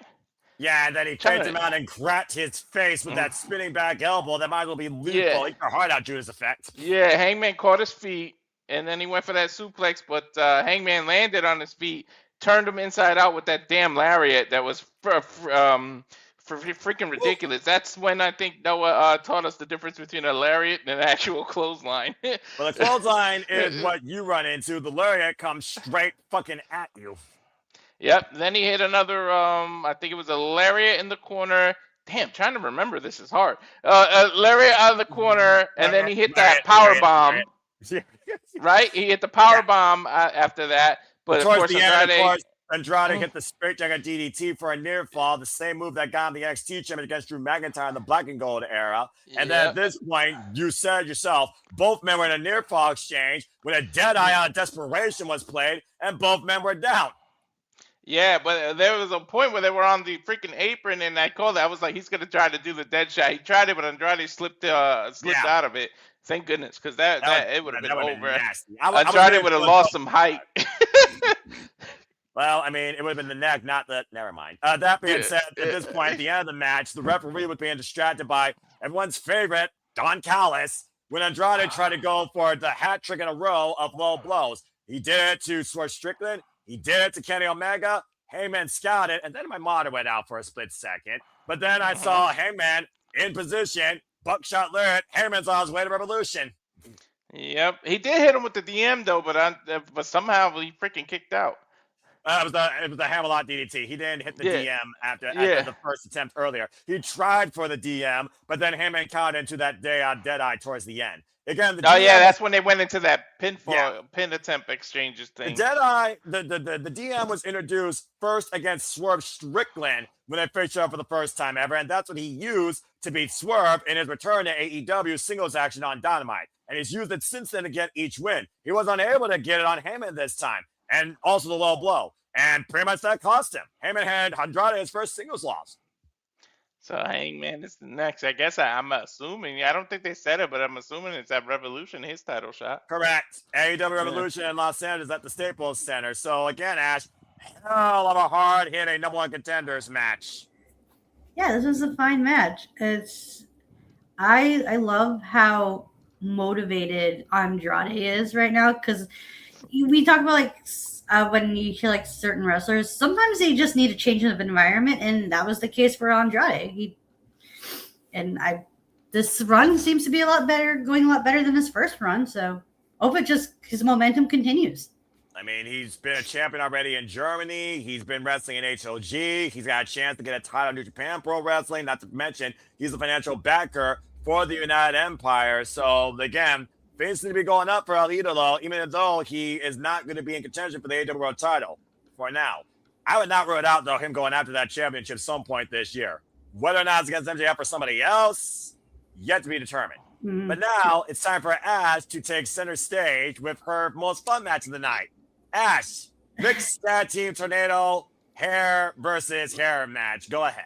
Oh my god, I love the pairing of Orange Cassidy and Tony Storm. I hope they never split. They're just so adorable, and the chemistry they have together is just I don't know how to explain it. It's just, oh my god, it's just two things that shouldn't work together, but they just work together, and it's absolute magic. I love these two. It's like the chemistry they have is bananas. This was such a fun match, and I'm surprised Yuta took the fall because I thought Shafir was going to, and then the post-match stuff was just so funny, especially Mina getting her revenge for what happened on Wednesday. She looked like a freaking psycho barber. She was having the time of her life. There was a point where Tony, for a moment, was taken out of the match, and essentially was a handicap match. Well, that damn freaking pile driver on a stage crate certainly will help with that. Mm-hmm. And it was Yuta delivering it to Tony, so they're not afraid to let the men interact with the ladies in there. And that's the beginning part played into what happened at the end. Mm-hmm. Like nice little storybook there. Right? I mean, at one point, I think freaking Shafir had Orange Cassidy almost trapped in Mother's Milk, and at one point, Rhea Shafir was Orange Cassidy's tangle partner. Yeah. And that's when Tony Storm stormed back down the ring like a bat of hell and wanted to see none of that. Just like a jealous woman, she's like, "Oh hell no, you ain't doing that with my man. Hell no." Psycho knee at one point to Tony Storm, but Orange Cassidy was able to break up the pin at the last possible second, much to what Walter was saying earlier about maybe his ankle being screwed up. At one point, we had dual submissions here, and the women had to make a choice whether or not you see your man tap out or you save your man from tapping out. And so they did that. Of course, Shafir and Tony Storm would do pleasantries and hostilities. And basically, Storm and Shafir threw the men away and decided to exchange strikes with each other until Shafir was put down with a headbutt after a toe kick did not knock Tony Storm out. This was just mixed nuts, balls to the walls mayhem, quite honestly. And this match had we cannot also mention how good of a showing Shafir had in this match as well, because they made her look like a scary force to be reckoned with, especially her interactions she had with Orange. At one point, I think she told her to do. I think he told him to do better, and I think she was even willing to take an orange punch. But at one point, Shafir went after Orange Cassidy, got caught with a beach break, and that sudden death stare of, oh, hell no, by Yuta. Yuta didn't know what to think or what to do. At one point, though, the deciding factor was with Psycho Knee that Yuta hit Shafir. Mm-hmm. Yep, that took her out, and then they got pinned. And then the funny thing is, Yuta tried not to live up to his end of the bargain, and of all people, Jon Moxley forces him back into the ring and said, "You got to live up to your word." And then he got his head shaved, and it's shocking. I guess Moxley was trying to say, "Hey, I can pull it off. You can pull it off." And Shafir held onto his hand as each member. Mina, I think, was first, cut the first part. Then Tony got some. Then it was Orange. Then freaking what the hell was the butler's name? Luther got him some where he got to shave with a 1. I knew that was a 1 clip. I know my clip. That was a 1 all the way around. This dude had a bald spot. Can I just say, by the way, the look of Psycho Barber on Mina Shirakawa is priceless as she ripped apart Yuta's hair with scissors. She could not have waited to do that. She was waiting all week to do that. She cut a big chunk with that first snip. Oh my gosh, in the face of Yuta, pure disappointment, pure fear and animosity. And again, Moxley just watching, I'm like, Yep, that's what happens to you, man. It is what it is. It's what happens. And, you just, But, yeah, and the fact that Shafir and Moxley and Yuta didn't go against their word here, I think is very commendable. And maybe now the Death Riders, Yuta particularly, will leave Orange Cassidy and Timeless Tony Storm alone. And by the way, the fans of the match, folks, lights, camera, action to Yuta in the corner, and Orange Punch, Timeless Tony Storm with the Storm Zero, pinned Wheeler Yuta. Yo, you know what's funny? I think literally Pac and Garcia are now the only ones that aren't bald. Like in terms of the men in the group. I think you're right. I mean, Garcia's got a shaved head, but nonetheless.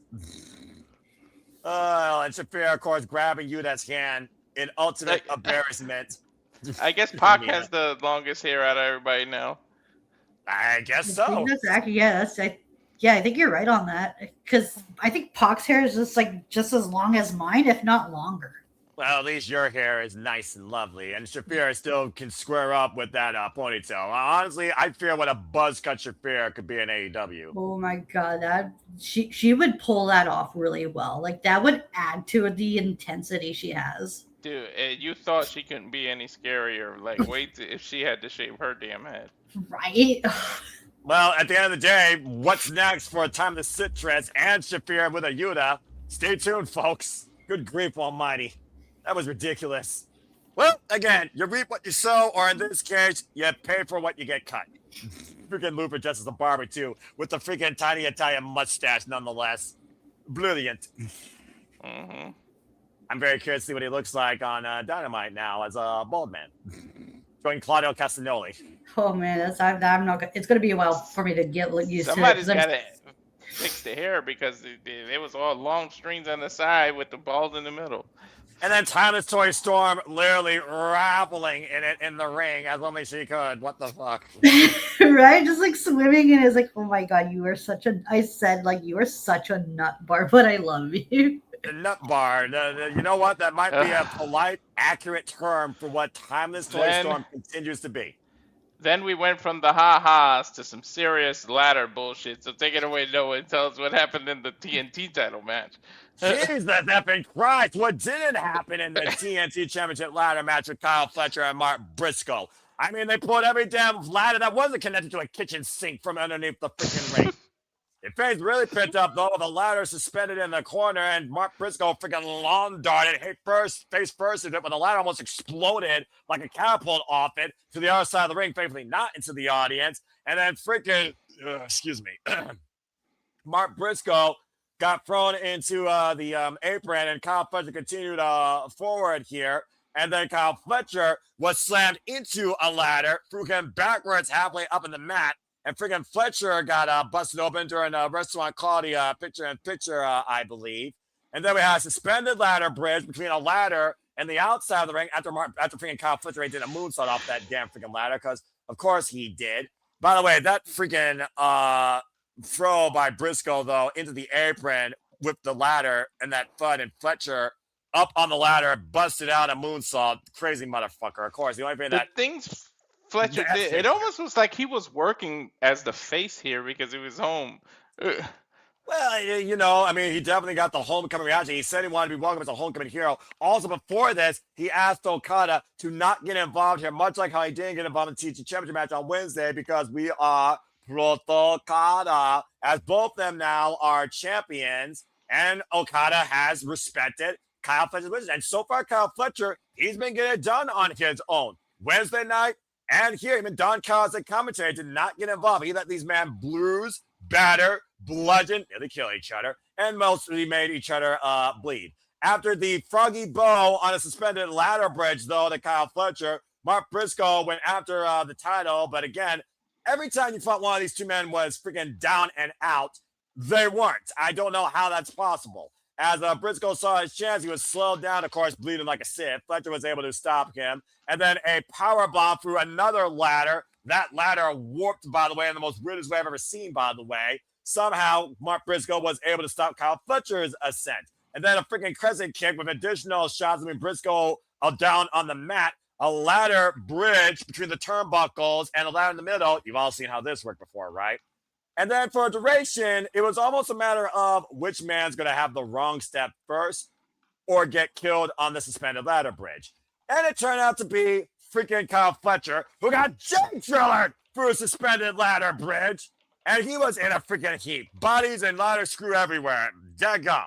Afterwards, though, Briscoe, of course, got booted in the face as Briscoe touched the title and then was punched down. As Fletcher, I don't know how he got new life, but he sprang up that ladder. He flew. And then the most ridiculous Protostar brainbuster I've ever seen in my damn fucking life, above elevating the top of the ladder, Mark Briscoe had driven straight down to the mat, and I thought he was dead. As Fletcher once again slowly went back on the climb, Briscoe grabbed another ladder, set it side by side. Both these men fingertips away on their respective ladders until Fletcher kicks Briscoe off the side ladder. Briscoe hits the ropes, nasty landing, finally down out. Fletcher is still at the top of his ladder, and Kyle Fletcher reached for the sky boy in his hometown, literally his hometown, folks, and won Game 7 to close the epic saga of these two men. Record stands 4-3. Kyle Fletcher, Protostar, still TNT champion. What a bloody fucking ladder war. I don't know how either man could walk after this match, let alone climb a fucking ladder to pull a title to win. Ash, further thoughts. This That's crazy. This was such a good ladder match. I loved how both of them were not afraid to just jump off the ladders and do their crazy high-flying moves. And I loved the ways they used the ladder as a weapon and how in that brainbuster spot, that was so nasty. That is, again, how were they both able to survive is beyond me.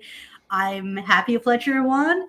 I'm looking forward to see how who his next set of opponents are, because right now it looks like he has to deal with Ciampa, and once he's done with Ciampa, I wanted to see who he faces off next. That is, if he's still TNT champion, because it's really hard to say with the TNT being a TV title where with these open challenges and whatnot.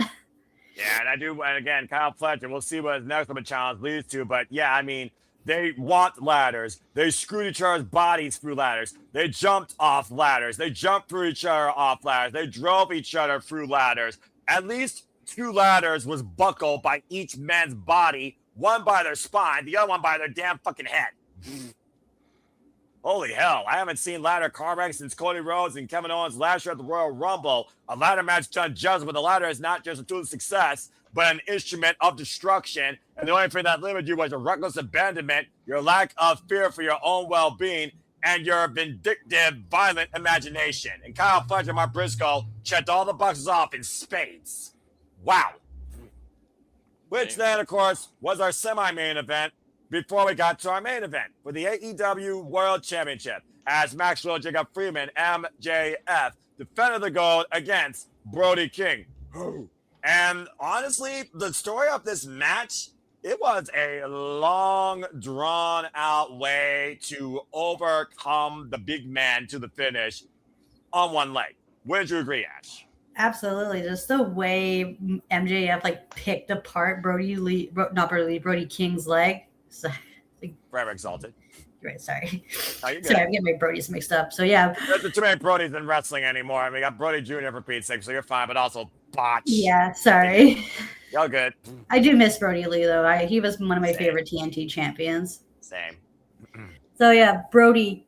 Yeah, the way MJF just targeted Brodie King's legs was just so good. Sometimes I forget how good of a mat worker MJF is. It is how methodical he is. It's just I absolutely love it and also it played effect into the finish of the match too. And I love that in wrestling when a wrestler picks apart a body and it plays into the finish of the match. And Brodie tried to do it his best, and Brodie did a good job of selling the injury too, because those two just work so well together. And it's just, I really like this match. Yeah, it was definitely a methodical approach by MJF, who even pulled off the kangaroo drop kick at one point while dodging the cannonball. Speaking of dodging conversation sometimes, or just coming in late, here comes the other half of the Canadian Connection. Nick Ferrantes via Avatar Man. And Charles Schultz has also returned to the call.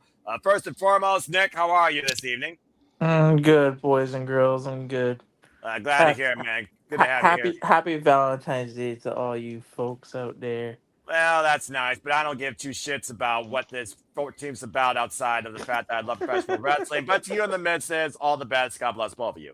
That being said, talking about the AEW Grand Slam main event, then we'll go down and get your thoughts of the card. Yeah, Ash, you're definitely on point there. I mean, again, it was all about him trying to hit the cannonball first. MJF was able to scout it, then mocking Australia and his former Brochacho, hit a kangaroo drop kick. But as soon as he locked Brodie King's left knee around the ring post in a submission and continued chopping it down the sides, further exploiting it and making sure Brodie King could not pick up to his feet, it was on MJF versus a one-legged man in an ass-kicking contest. Eventually, Brodie King was able to hit the cannonball and a fall-away cross-body at the expense of his own knee, sandwiching MJF between the guardrail, and then finally hit the cannonball after the third attempt, but MJF survived the kick out.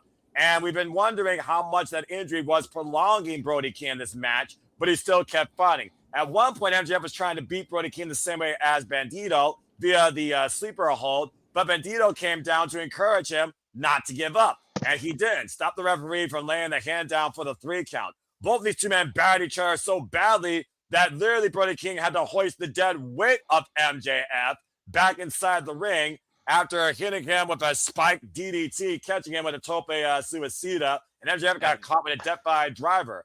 Eventually, at though, 9 3/4. Yeah, about to say, as the countouts always do here. As MJF was trying to pull out the ring, referee caught him red-handed, and then Brodie King knocked him the fuck out with one massive elbow strike. And then, of course, everyone's favorite meme, hang in there. He got choked out, hanging guillotine chokehold, and dropped dead to the floor. As Brodie King continued to attack a lifeless MJF, bringing him back inside the ring, he finally hit the Gonzo bomb, but MJF survived. I think that was the first time someone could dial the Gonzo bomb him as well. And again, it's probably just the covering, if nothing else. Eventually, both men were staggering to their feet, but MJF was able to catch Brodie King with a drop toe hold, and to Ash's point, further expose that knee to work on it, drop the pad, drop the brace, and literally bit at it. At one point, though, pounding away Brodie King's knee to survive, I think Brodie King was going for an attempted Gonzo bomb or power driver on the apron, but somehow, thanks to just knowing that knee was there and saving his own damn life, he was able to constantly attack it. As MJF was finally able to stagger his way inside the ring and not necessarily tombstone him, but dropping him face first. And I think that comes down, by the way, to the fatigue of the match and the size of Brodie King and the weight. I mean, he's near 300 pounds, folks. That was still yeah, crazy strength by MJF. No kidding. Either way, dropped Brodie King like a bad habit, mostly face first on the apron. And basically, as Brodie King staggered, nothing left in the base, in position, Heat Seeker DDT, and MJF covered Brodie King for the win to retain the W World Championship. As he tried to bask in his win, as again proves it better you know it, we're moving forward. We're not wasting time. Him and Adam Page ain't waiting. He now knows, and he's going to be fine with it, and he gave him the pin to sign the dotted line, figuring him out with a punch. It's now official. Him and Adam Page will challenge MJF for the AEW World Championship at Revolution in the Staples Center. So stay tuned for more on that. Of course, they talk about Sacramento, California, Wednesday Night Dynamite. We got Kenny Omega versus Strickland, the Brawling Birds. Of course, Jamie Hayter and Alex Winter will make their in-ring debut together on Dynamite. And we also have a face-to-face with Heyman and Page and MJF. And so much more to come, knowing that Lena Cross is now part of this roster, and Chris Statler is looking to fuck up Thekla. So stay tuned for AEW as always, folks. But that was AEW Grand Slam, and as the name implies, I'd say the show was a Grand Slam. It was quite a wild 2.5 hours. I really enjoyed it. When did they not hit a Grand Slam? AEW is literally it's where it's at. You say stat is where it's at. AEW in general is where it's at. More often than not, as a professional wrestling fan from me, but I do get what you're saying. Since Nick just joined in, we'll get his spots, then we'll get Charles, and then we'll go back to Ash for a closing remarks. So, Nick, did you check out AEW Grand Slam as all? And if not, what are your thoughts based on what you've heard? Or if you have, Lend your highlights, and what do you think about Lena Cross being added to the roster? Yeah, I saw it. I mean, we had we were doing the Valentine's tang, but I did catch a little bit here and there. All right. Card was good. Crowd was good. Anybody that want to bitch about ratings and attendance, please exit left. Man. Yeah, no, the show was great. So show flew. Kyle and Mark almost killed themselves. Accurate. Opening, I mean, they kind of used. Listen, people need to realize this was, as much as they want to call it Grand Slam, this was, because I've seen people try to compare this to Royal Rumble, and it's like it's not even a comparison. No. So, again, exit stage left. They really used this show, I thought, as a setup towards Revolution. More in the sense of, we kind of already knew they were going for the world title picture, but everything else, with the time limit draw between Mox and Takeshita. There you go. You know that's leading somewhere. The stuff with the Babes of Wrath and Lena Cross, you kind of see that developing, and just everything else in between. I really like the video package with Tekla and Chris Statlander. I loved it. It was so good. To the people that say Tekla can't cut a promo, you're crazy. What the fuck? People aren't watching Tekla enough. She's been cutting promos left and right. That was amazing with what she did. And honestly, I was talking to other people about this, and going back to Tekla winning the title, I was never opposed to it, and now seeing what hopefully they do come Revolution, I would not be surprised if we get, because listen, title reigns, I get it, the world titles, you want them to have long reigns. If Tekla takes this championship and even takes it into Revolution and drops it, I'm okay with that. Like, you can have transitional champions. Definitely. With that being said, I can totally see, and y'all can bookmark this shit, with the promo that Tekla and Chris gave us, I can see Revolution being them two, a lights out steel cage match or some sort of enclosure match. Oh shit. I would say steel cage. Tekla, Chris Statlander in a steel cage main eventing Revolution.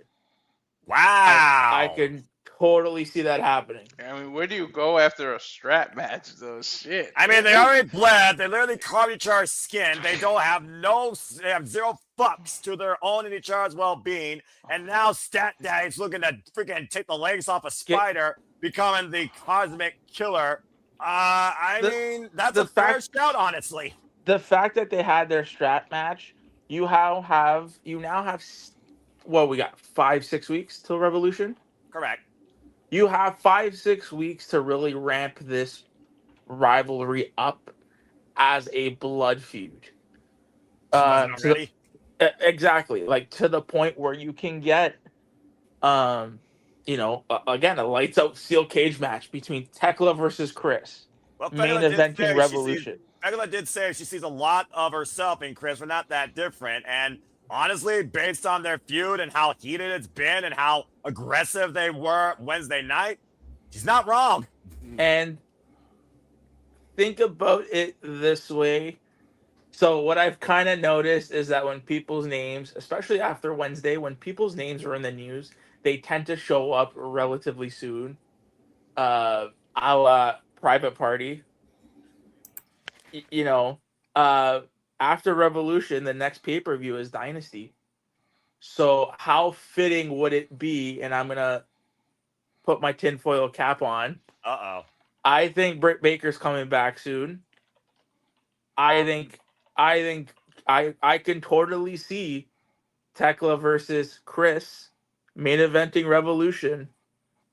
Chris getting the belt back, and just as that show's going off the air, Britt Baker comes back, and we get Britt Baker versus Stat Daddy at Dynasty. Man, considering the history of those two, and they truly haven't had that one-on-one. And honestly, last time Chris Statlander had a chance at the title was literally against her and lost. I mean, that's a fair shot. I actually really like that booking. But overall, it sounds like you enjoyed Grand Slam, and you're very optimistic, particularly with the AEW Women's World Championship. And so far, the World Championship has kept you intrigued.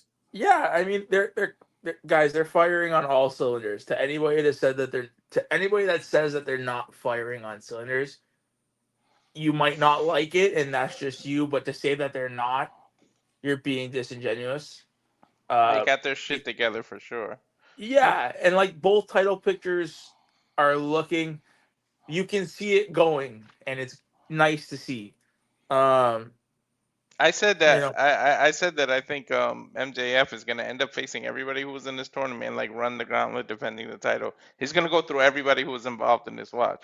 Well, I mean, there's a certain aerial assassin that we've seen video packages of, and I mean, you see them hyping All In already.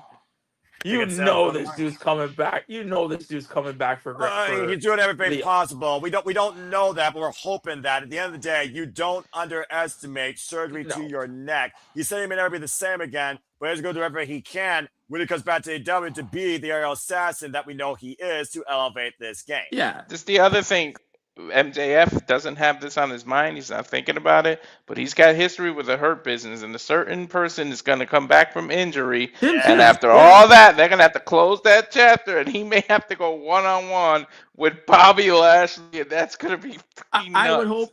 I would hope that's before All In, because again, if you're going to Wembley, I mean, again, we're all just speculating. Of course. But if you're going to Wembley and Will's not winning that title that year, you're missing. You think you're missing it. But yeah, no, they're firing on all cylinders. They're looking great. Show flowed. I really hope, and again, this is just me in my head. I really hope we've already had Grand Slam Mexico. We've had Grand Slam Australia. I want them to take this Grand Slam concept and kind of use it. And I've said it before. Use it as a way to introduce new cities you never dude. Grand Slam France. No, man. Grand Slam France. Grand Slam Italy. Grand Slam Portugal. You know, like Grand Slam Belgium. Yep. All right, so we're just talking about the UK apparently and Europe. Well, no, but like take the Grand Slam concept to places where you've never had AEW wrestling, and that can be your introduction to it. I like that idea. I mean, I'm not Puerto Rico. Dude, imagine Grand Slam Puerto Rico and Bad Bunny comes.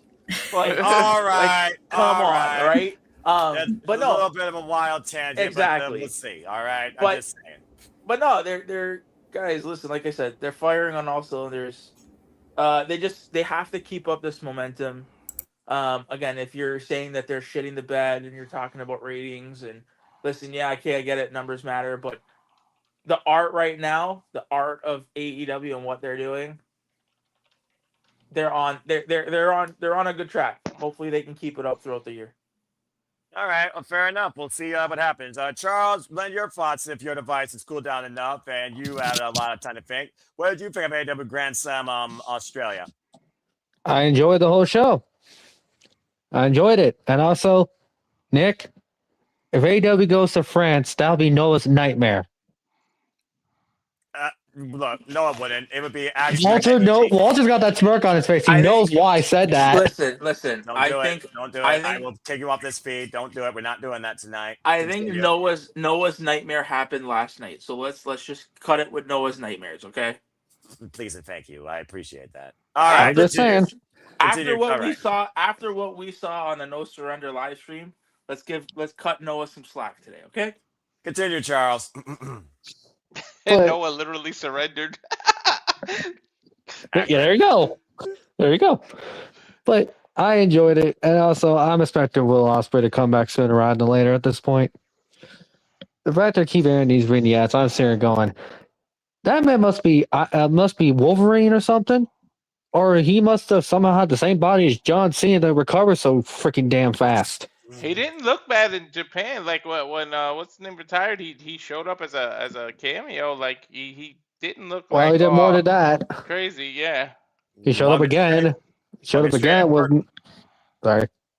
Continue. Yeah, and the whole night in the United Empire thing in Japan, which I'll be very interested knowing Andrade is involved in that. And Kyle Newman right now is running on spite, doing what Will Ospreay couldn't, killing in his own mind Bullet Club War Dogs and ending David Finlay. Pretty much. But yeah, I expect Ospreay to be back sooner rather than later. And also, I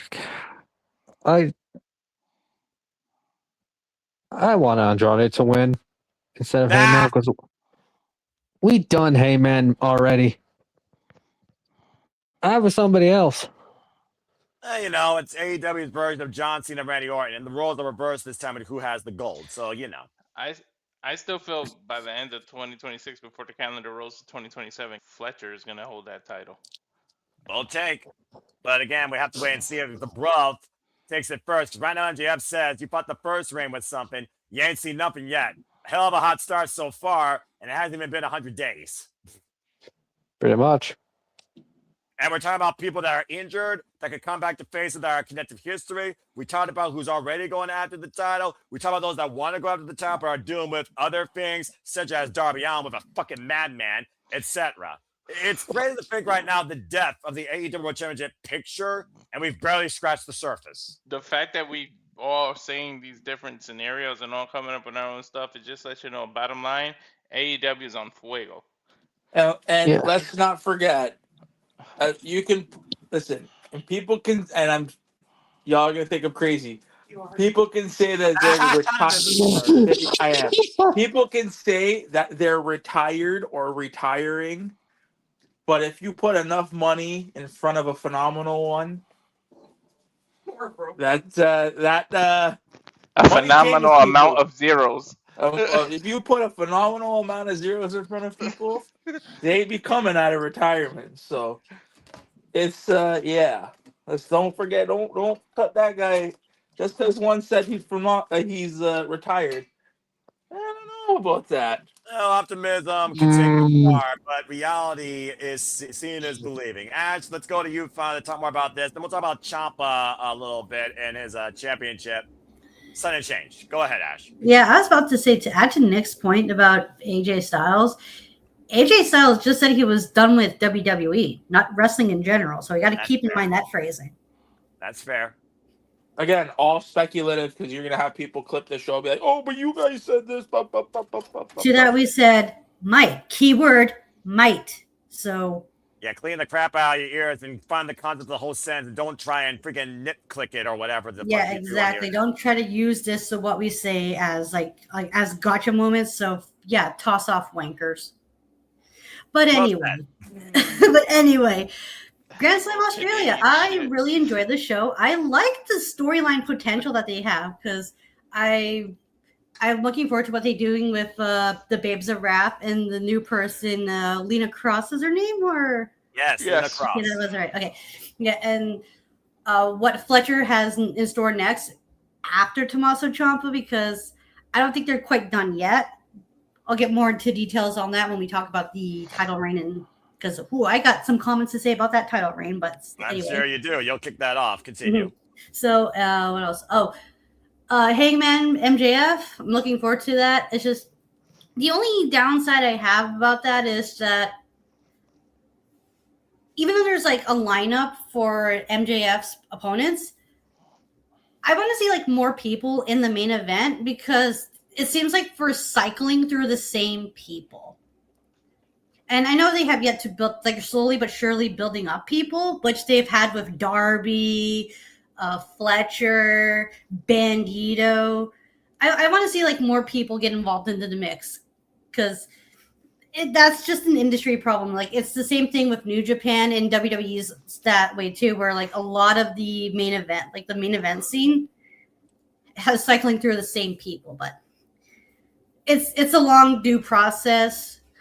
And where was it going? How long was it good?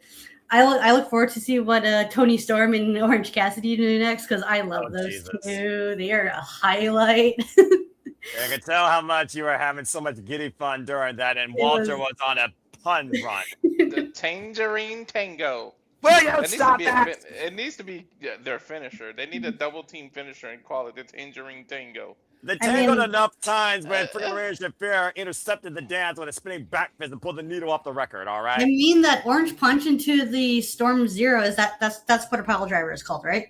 Yes. Yeah, Punch that's a zero. good double team move. Yeah, you know, 2 moves in sequence. I mean, it works for itself. You know, the Right. 1-2. All right.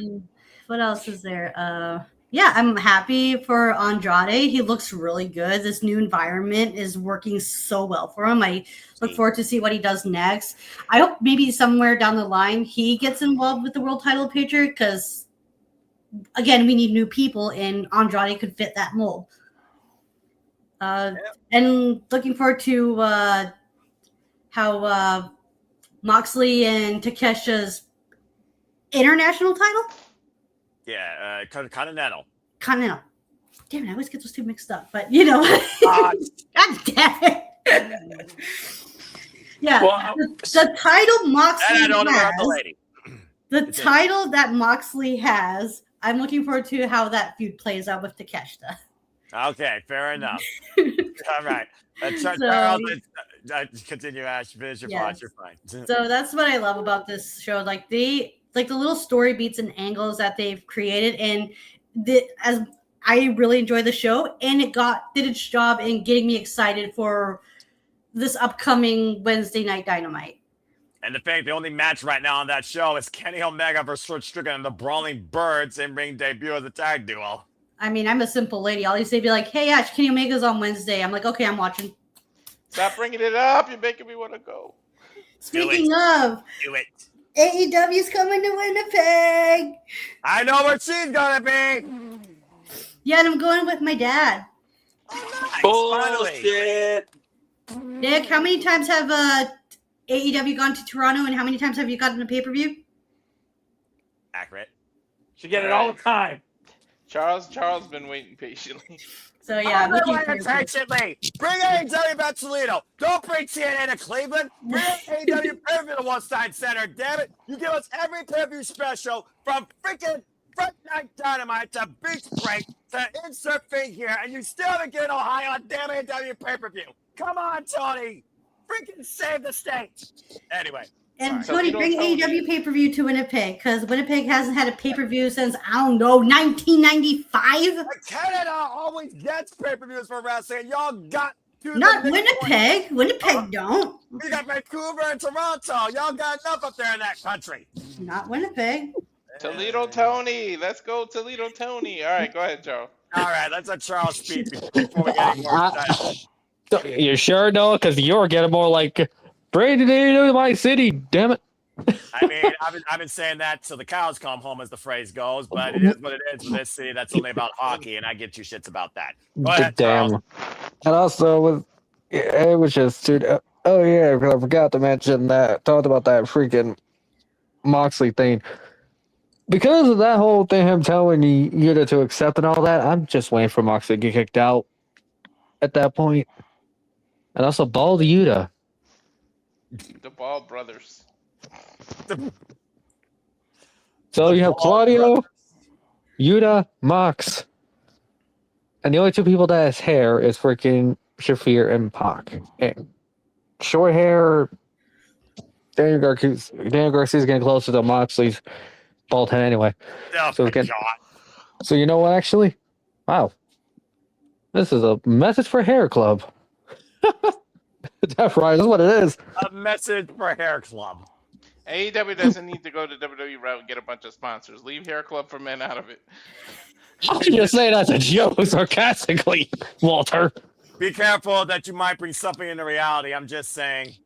Oh my gosh. But this is also a fair shout, much to what you all were talking about when it came to Grand Slam being that international spectacle to bring eyes to the crowd for the first time. it's one of those things also, though, that HBO Max does not have as much stroke as public television as well to air stuff live that's halfway across the world, unlike a series that is available globally. Why I would love to see AEW do that right now. How long it took WWE to do that? It took them to go on to Netflix in their 52-plus year history. AEW is not even, and I say this again with the utmost respect, not even 7 years old yet, folks. But I love that potential idea. All right. That being said, Grand Slam, you hit it out of the park, down under, or I guess with a cricket bat. I would We'll see love what an happens with the AEW Revolution. pay-per-view where we're done by 5 p.m. I would love that shit. I'm not going to lie. Sometimes you do want a better time, and this is more so for others, not for me. But again, when you watch wrestling that you enjoy, you don't think about a clock. You don't take a bathroom break.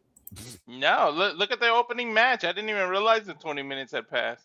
When I told you there was less than a minute left, and I was literally calling, he kicked out one, y'all didn't believe me, and then the bell rung after that last kick out. It was over like that. Anyway, again, AEW, fucking awesome stuff. All right, with that being said, we still have a lot more fun, a lot more talk, and a lot more puns, I'm sure, to be thrown around. So when we get back, we're going to talk about the moment that Ciampa lost the title, why he got the championship in the first place, and WWE is the moment that you are bleeding buckets of money starting to become a leaky faucet. We got that coming up and so much more when the Saturday Shenanigans continue after this commercial break. Stay tuned. And now for a taste of things to come.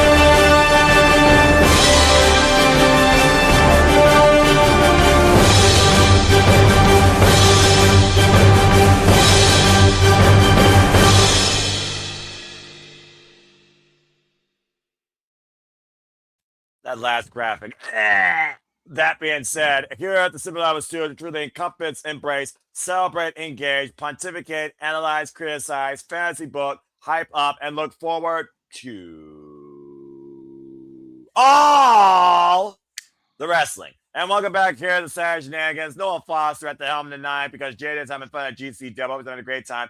Figure for those, by the way, that are tuning into the Team Independence, of course, covering GCW for the weekend. Hope you enjoyed. And also, as Nick said earlier, to him and Miss Ferrantes, to anybody with a significant other, treasure them. I hope that you all had a happy Valentine's Day for those that celebrate and buy into that stuff.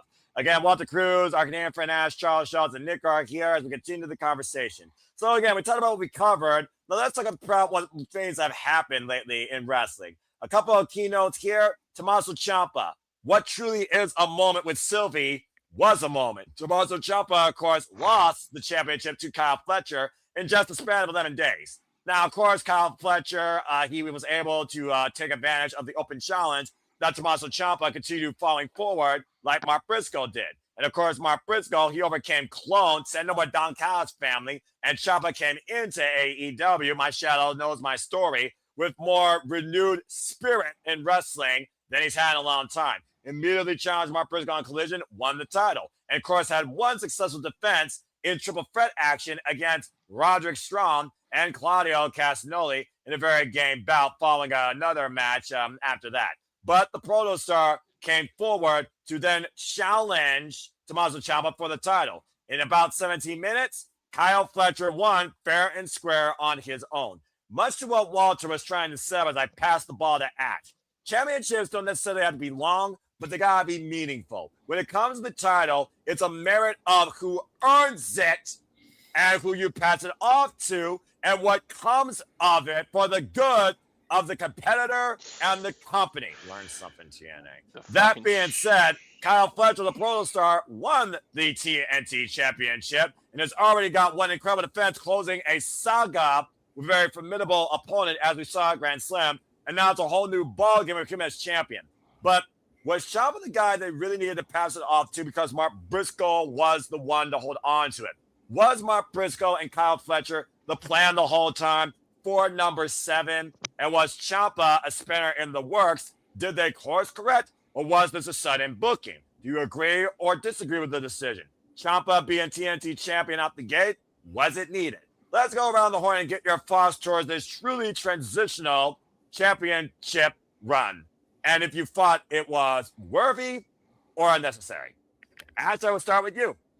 So last time on Shenanigans, when I talked about it, I mentioned like how I don't want this to be transitional. And seems like I was correct in my assumption that it was transitional. Now, then again, there's nothing wrong with the transitional champion, but was it needed, especially if the end goal for Grand Slam Australia was Fletcher versus Mark Briscoe? Because if that was the case, then Tommaso Ciampa didn't need to win the title.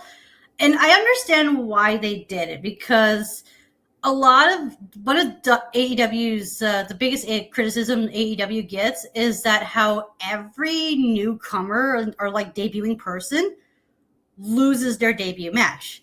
And the TNT title match between Ciampa and Briscoe at Collision, that was Ciampa's debut match. Correct.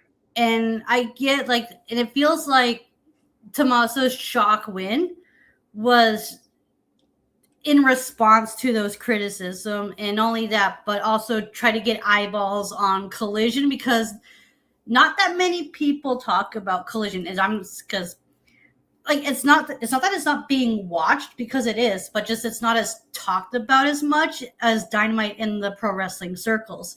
Mm-hmm. Because if the end goal was Mark Briscoe versus Fletcher, Mark Briscoe could have walked in as champion. And for the Ciampa's match, it could have ended in a time limit draw. So that way Mark Briscoe still looks strong and Tommaso Ciampa looks strong. And he technically doesn't lose the debut match. Yeah, those matches have gone to time of the draws, as we've seen for these TV titles, both for TBS and TNT. It's just one of those things, though, also where at the end of the day, Kyle Fletcher is a heel, but we're going down under in Australia. He wanted that, homecoming heroes welcome, regardless if he had the title or not. Mm-hmm. He would have been that. So, case in point, and Mark Briscoe came in as champion, Kyle Fletcher came in as challenger, and Kyle Fletcher still pushed this ladder match. Would the decision still be justified in Kyle getting the better of Mark once for all and being the TNT champion? The roles were reversed, would it have the same impact? Maybe that's also what they were thinking as well. Did it make more sense for Kyle to be champion, to put Mark Briscoe out of the picture once for all as, let's call what it is, his most worthy but his most communicative challenger? And was Ciampa just, a step towards an end? I think it would have made a bigger impact if Kyle won the title in his hometown. But, winning that title, it's more emotional it's just my opinion, but in front of your hometown where you were born, to actually be able to win it.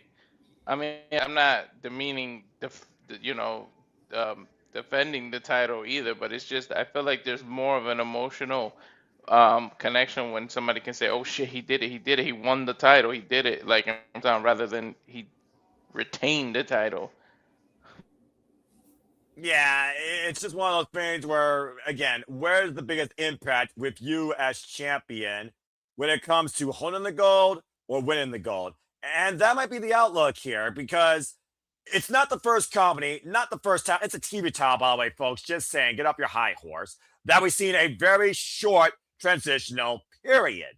But for people who watch AEW, or for people that have followed the Psycho Killer, Tommaso Ciampa, and figured about the aura with his entrance alone, my shadow knows my story, and the pump and circumstance he came into AEW for, and winning this title immediately, and of course being the black heart of our NXT for an incredible period of time, maybe people are caught off guard by this, because again, he was a formidable, long-standing NXT champion, and it took his body quitting on him for him to relinquish it. Otherwise, he and Gargano were the main event to happen at NXT TakeOver New York 2019. And would the result been different that night versus Adam Cole? Baby. Again, hindsight, what ifs, ... Why? Simon Miller, why? Here's why. But let's go ahead and find out Nick and see if he thinks why or because. Nick, it's on you. What are your thoughts on Tommaso Ciampa holding the title for 11 days and losing to Kyle Fletcher? Was it necessary at all? And he might be asleep, so we'll go ahead and give him the 3-second thing. Going once. Sorry, were you talking to me? Yes, sir. I was talking to you. Your thoughts on Tommaso Ciampa's 11-day run as the TNT champion and Kyle Fletcher getting it back. Was it necessary at all? I think with anybody of a Tommaso Ciampa stature wanting to come into the company, you do it. There's no hesitation. I mean, he came in. Did you like the way he was presented right off the bat? I mean, yeah, he was presented way better in 3 weeks here than I don't think he's ever been in WWE since Black and Gold. So when a guy like that comes into the company, yeah, you know what? You give him the title. I do wish, because I think we kind of, anybody who's watching the product and is in actually paying attention, it was always going to be it was always an unofficial 7-game series between Kyle and Mark.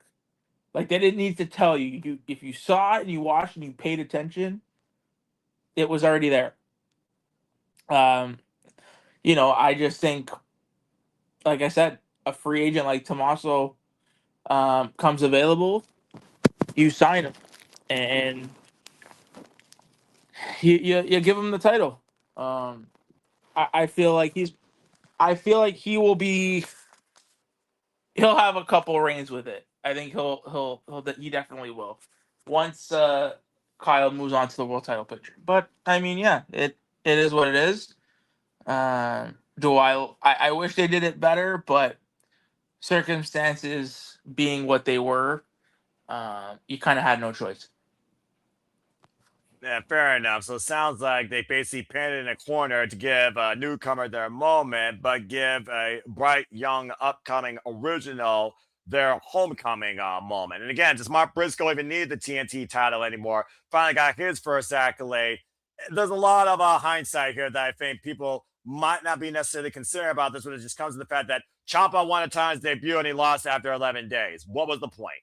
And I think, again, not looking at all the pieces to this underestimates the value of Ciampa's impact and the TNT Championship transition and what can come from it. And who's to say Ciampa can't challenge for this again now at some point? Kyle Fletcher did say, I will challenge anyone, anywhere, anytime. And we'll see how much longer he or Don Callis holds up to that statement. And people have to remember, and this is, I get people are gonna, this is where people bitch about AEW having too many titles. Well, guess what? Now Ciampa can go after the international title. He can be in the Continental Classic and win the Continental title when it comes to. Bold take. But you know what I mean? Like, this is where the national title. This is where, I mean, having too many titles maybe not be a bad thing. But I think the international title and continental title are being kind of wrapped up in something longer term. So I mean, he's got the national title to go after. And Mark, I love Mark. I love the conglomeration. I think it's time for Mark to maybe say, you know what? let me help out Ring of Honor again. And maybe Mark does stuff with Ring of Honor now and helps grow the new talent coming in from Ring of Honor. He doesn't need to be a world champion. He's already been one. So that's fair. For our world champion. And again, all about looking towards the future of the business. You want to bring forward this generation, give them a chance, and don't have them just, eating and catering or being in the cheap sheets of the pre-show or preliminary card. I do get what you're saying. And it's just one of those things right now where I think Kyle Fletcher has more defined the TNT Championship versus others in a very, very long time. And I think this is a rightful spot for him, honestly. Quite a way to get back there, though. Charles, what do you think about Tommaso Ciampa being a stepping stone to what may have ultimately been the goal to get Kyle Fletcher the TNT Championship back at the expense of Mark Briscoe, nonetheless? Well, it feels like we just wasted time with Ciampa on that one. We had the title run. And then the fact, it also just confirms to me as soon as Mark Briscoe beat Kyle Fletcher for the title, I was like, well, this belt's going straight back to freaking Kyle Fletcher when they go to Australia. I just want to say right now, I did not think that was going to happen. And by the way, for those that are wondering, that legitimately happened this past Wednesday on Dynamite. Continue. Exactly. And also, it's kind of funny how they really want to get that belt on Kyle Fletcher. Because the fact that something happened on AEW in the arena that didn't air on TV. Kyle Fletcher's got a pink TNT title now. Belt. Oh, jeez. Yeah, they did. They did that off air, by the way. And not by the show in the arena. Of course they did. Which just confirms that belt, that T-tail was always planning to go back to freaking Kyle. And we're going to do this pink strap. Well, to be fair, though, Charles, let's be honest here. This television championship has been defining the image of the face of TNT, and each TNT champion has put their own identity with it. Couldn't think of a more fitting identity for the Proto Star than a pink strap. Continue. Yeah. But, and that's about Kyle Fletcher's acting more face-like, which is kind of like, well, he's going to get kicked out. We think it's not going to be just someone else is going to get kicked out, like Konosuke. It's going to be Kyle Fletcher at the same time. Proto Kata is perfectly safe for right now. It's literally so bluntly because the fact that Don Kyle's was not even questioning why the hell did Kyle throw down the challenge to Mark Briscoe in the first place.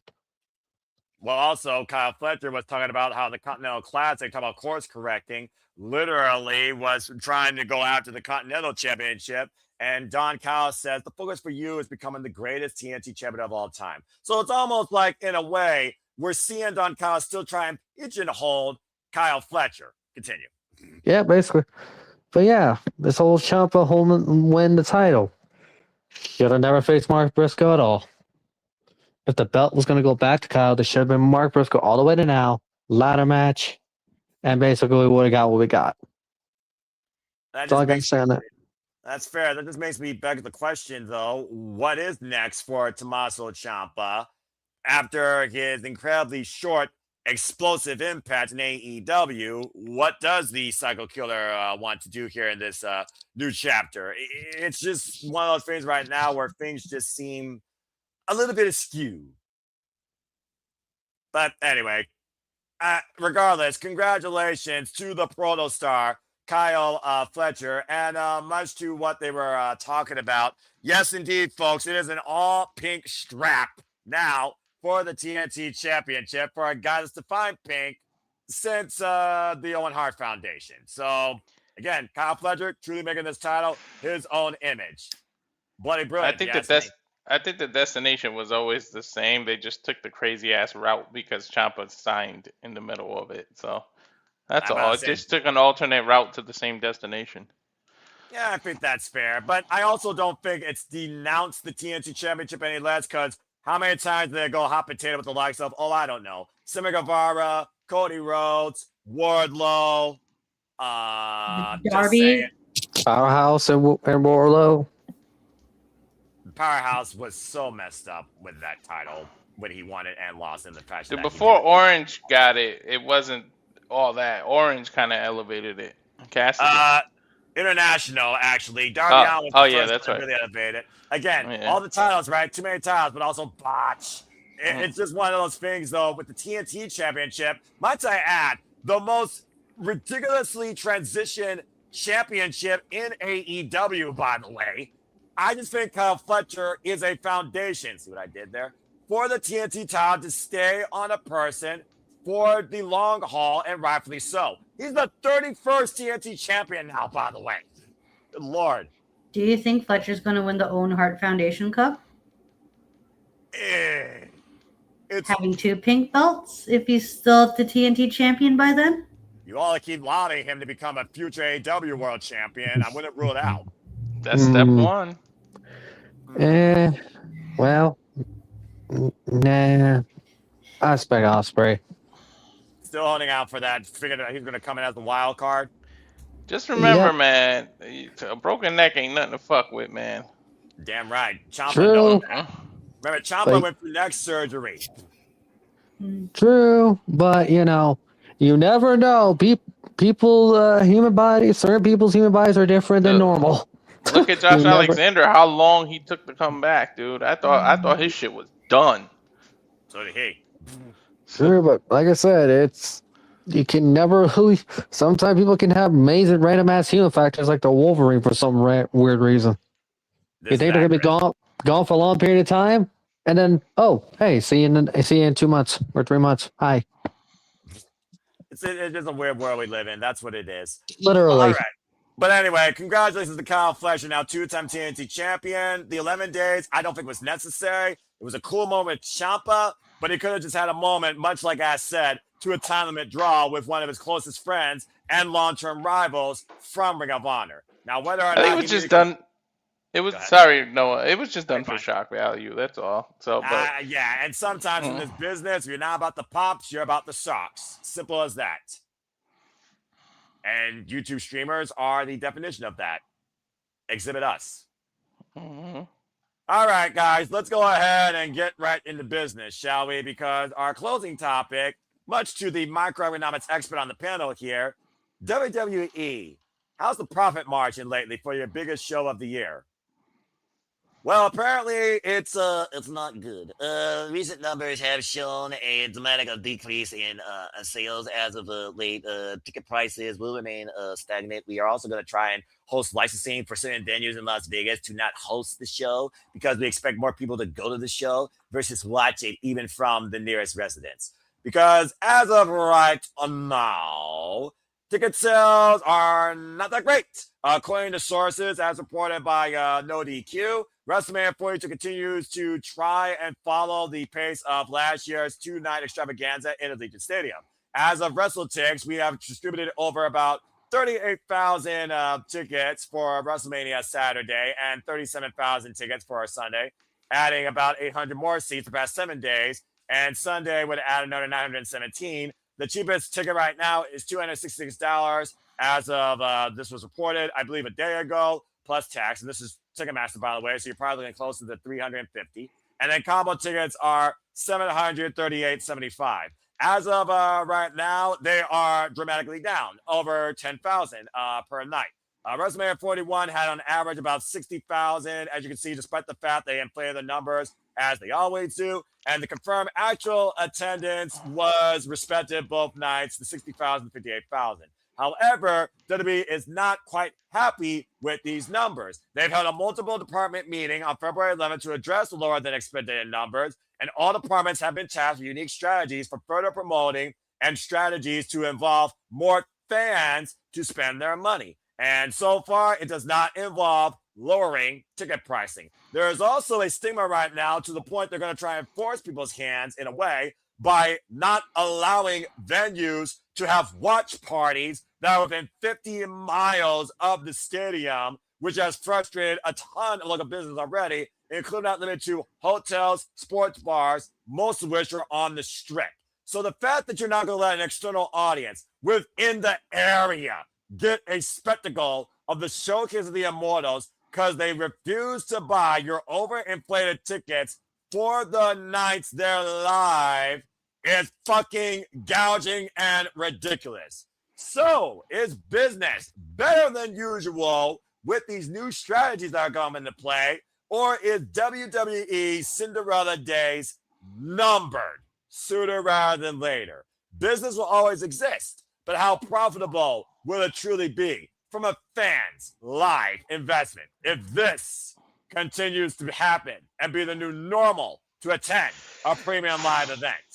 Let's go around the horn and get y'all's thoughts towards this strategy. Will you buy into it eventually, or could it be one of WWE's short circumstances downfall for the time being? I will start with the man that's supposed to be privately in the chat in Mr. Schultz. Schultz, what do you think about this? Can you at least bring up the first thing again with the pricing, please? Good sir? Yeah. Good, thank you. The fact that it's that, it's pretty bad. This is ridiculous. It's literally, it's what it is.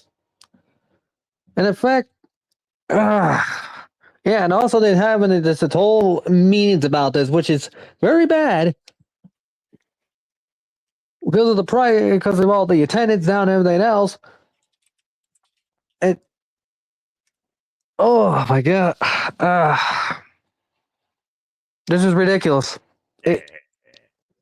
It's reason why. This is the reason why I'm probably never going to go to a WWE event again. Because I know my mother and my father is always taking me to some that goes in Detroit. But with due to everything crazy going on, everything, and now these ticket prices, like, this is why I prefer going to other companies and indies, and also block and watch parties. Huh? Funny. UFC freaking has a problem with people streaming that, so who knows? They're probably going to do that next, because how TKO operates. It's going to happen, and I'm going to sit here, or stand, or whatever, and I'm going to be like, yeah, WWE's turning to UFC 2.0. Damn. It's, again, how many times have Triple H has been on every freaking thing? More than I can count. And every time when you see UFC, and Walter can back me up on this, who do you usually see sometimes promoted at front and center? Walter right now is preoccupied, to answer your question. Well, like Walter would know the same answer as me, but Dana White.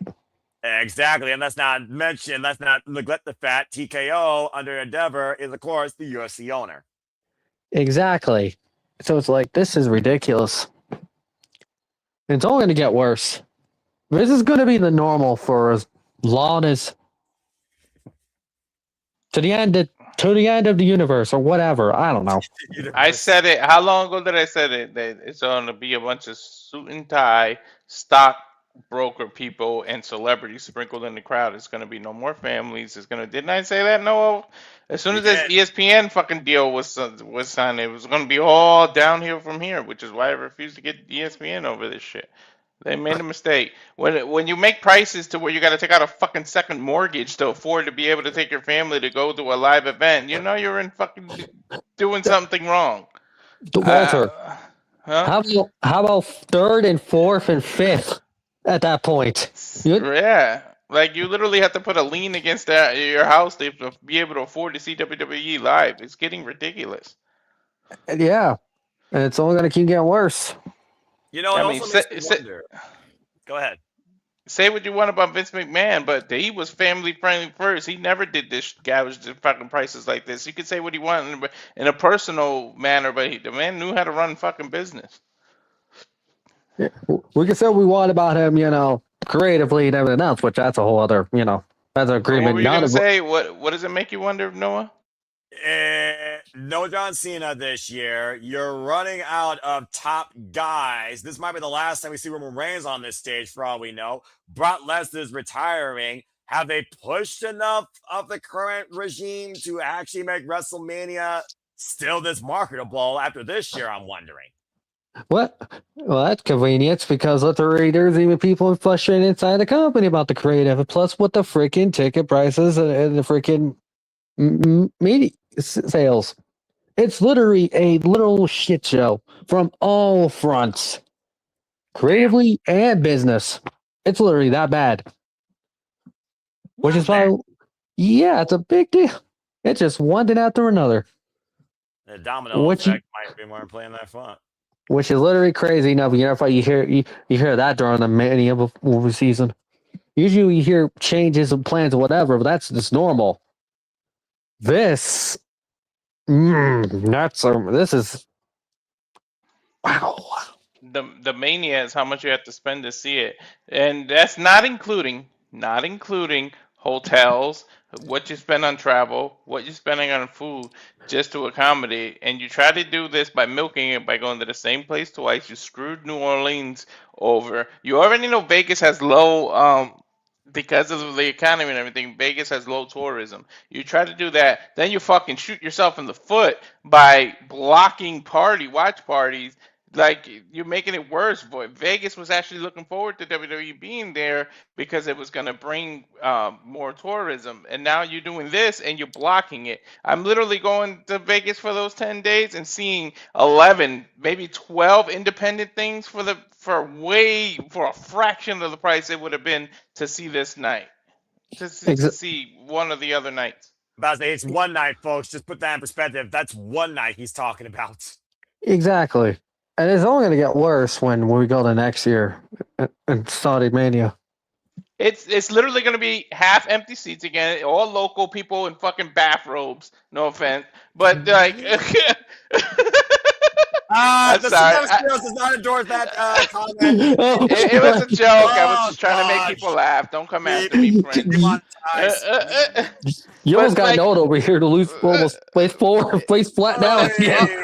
That's all you're gonna see. Literally, no outside people are gonna travel. Like, it's getting ridiculous. Like, I don't know. They're more worried about their bottom line and red and getting out of the red and making the red black in business talk. But you're shooting yourself in the foot by literally price gauging and outpricing the people that make this company work. It's the family, the children, the children that want to see their favorite superstar and cry and everything. And inevitably, no matter what the price is, somebody's gonna go. It's true. But if you keep doing this, you're gonna outprice every family, and literally, it's gonna be a sea of suit and tie people, corporate people, CEO people that are gonna be attending WWE that don't give a shit. All they want to do is show their face so that they can bring products to their own brand to try to sell something. It's all about selling rather than buying. Like, it's gonna get ridiculous, and I hope they turn it around before it hits them in the fucking wallet. Well, considering the man literally said we're all about money, and literally what Vince's way doesn't work. Doesn't work anymore. So, family ticket price for families that doesn't work for us. So, this is the definition of inflation, but it's only affecting a company, not the actual marketable value of a dollar, because it's one company that's right now doing it, price scrounging more than anything else I can think of. And again, I don't necessarily have a business degree nor follow the businesses on the stock market, but I think my 403B is more justified in how it's been built than what WWE's become since being part of TKO the last year alone. That being said, Ash, what do you think about this? I mean, there's got to be a point in business where you weigh your options. Maybe they're not looking domestically at the audience buying it. Maybe they are still looking internationally and globally to the audience to come in, because regardless, they could probably believe they're still going to buy off the global audience, but they may not think about the value of the American dollar just to get here for one, if not 2 nights, to enjoy this show for 3 or 5 hours. Do you think they're more so just relying on that business practice of reaching out to every Joe Smo from Kokomo in Morocco versus local Joe Smo outside Mexico? What do you think about all of this? So about them blocking watch parties like at the venues, is that even legal? I don't even know, but I guess you have licensing rights to the product. I would think so. I don't think it's right, though. But at the end of the day, if WWE owns the actual product they're marketing, then I think on the company's behalf, I would say yes. Okay, because if it was illegal, then that's some shady ass business practices. Because To be fair, this is WWE. How shady have they actually been? true, I was just like, my thoughts on the matter about this is ridiculous. Vince McMahon is no longer in power, but at what cost? That's the sentence right there, folks. It's just, yeah, it's really sad to see like how like WWE's been corporate, but it's like really becoming corporate now, and it's really sad. It's concerning. Especially for the people, especially for those in America. I'm not sure how this is going to affect Canada's ticket pricing. So Maybe you should look that up real quick just to humor it. For a one night, if not a combo pass, you might want to say "what the fuck" or say it in France. Right, because I get wanting to go internationally because you're a worldwide entertainment company, but at the same time, you got to also think locally as well. And it's just this is beyond ridiculous. Yeah, I'm looking at some of the reviews right now. Someone was talking about how last year it was fun but costly. It was an awesome experience, but spent way too much money. Seats were good, but because it had not sold out, people were getting better deals to move in the same area than what we paid on the sale date. Dynamic pricing sucks. That seems about right. Literally, everybody's gonna have to buy their ticket on April 13th for when is WrestleMania 14th? No, seriously, because they're gonna lower the price enough to try to get those last minute sales. And like, this is the thing: don't buy them ahead. You're gonna have to wait till like the day before. They're not gonna sell out at those ridiculous prices. They're gonna lower them. You know, they want that section, right? They want to make sure they, pre-sale everything possible, right? And you know, you gotta consider Raw, SmackDown, Hall of Fame, WWE World, all that happening in the same week in courtesy of WWE. I literally have to sell both my cars and put a lien on my house to fucking afford one night to WrestleMania. Like, seriously. Fair enough. Well, I mean, again, is WWE worried about this right now? Because clearly there has to be some sense of urgency if they have multiple departments involved in this, trying to adapt new strategic practices to get the publicity out there to encourage people to buy into this two-night extravaganza, not for one night. And what would it mean for somebody to be on a hotel in Las Vegas Strip, just to be there with their buddies at the bar, can't go there live, they want to watch WrestleMania, and they learn all of a sudden that they can't? You might as well stay in your hotel room and freaking put the ESPN app on there. I suppose they can't block local devices. They aren't that powerful yet, I think. But still, if you're going there just to somehow embrace WrestleMania and experience it, not there live, but from somewhere, and you buy into standard because of that, and you find out you can't, WWE not only screwed the freaking customers or the fans, they literally screwed local businesses. Dude, you're taking the fun out of it. I remember when we were like, you know, when I was like 18, 19, when we were in that big pay-per-view era, me and my friends, a bunch of us, we would like 10 of us at least would go to Hooters because they would always show every pay-per-view, and we would eat, and it was a hell of a lot cheaper than ordering the pay-per-view at home. It might be the same price, but with all the food and everything, and Hooters up the street, like, it's funny, but it was an experience. All the wrestling fans cheering, and it was almost like you were there at every pay-per-view live with everybody chanting and banging on the tables, and because everybody was there that night specifically for the pay-per-views, and that's how we used to watch UFC too back in the day. And actually, UFC used to encourage that, to go to bars. They used to put it on their website what bars would show it. So I don't know why they're turning around and now blocking people, but UFC literally used to tell you what bars will show the pay-per-views and things. They used to make deals with bars for that, to have that experience. And it seems like, I don't know, the entire economy, ever since the COVID area, it feels like everybody's been trying to recoup whatever they lost that year, and it's been going on since then. It's the pandemic. It screwed everything up, price gouging everything. Yeah, and some places have recovered, and other places have yet to recover. We also got to consider this, gentleman and lady. This is the first WrestleMania they're doing since joining ESPN. This WrestleMania is exclusively in the States on the ESPN app, while you all still in Canada are fortunate enough to get it on Netflix. But still, this is going to be a major swing and swerve on a viewing experience for many people. Just saying. Nick, you're probably enjoying food or maybe getting some Z's in. Is there anything you want to say regarding this? No, not really. I mean, like I said, like I think we've all said, it sucks. They want guys. They want you to go, right? At the end of the day, it's business, right? It's all about that bottom dollar, right? So whatever they need to get it done, they'll do. So, but it's not surprising. All right, fair enough. Well, folks, bottom line, business is booming or business deflating? WrestleMania 42. What will the aftermath look like despite every headline saying this is one of the biggest gates of all time, blah, blah, blah?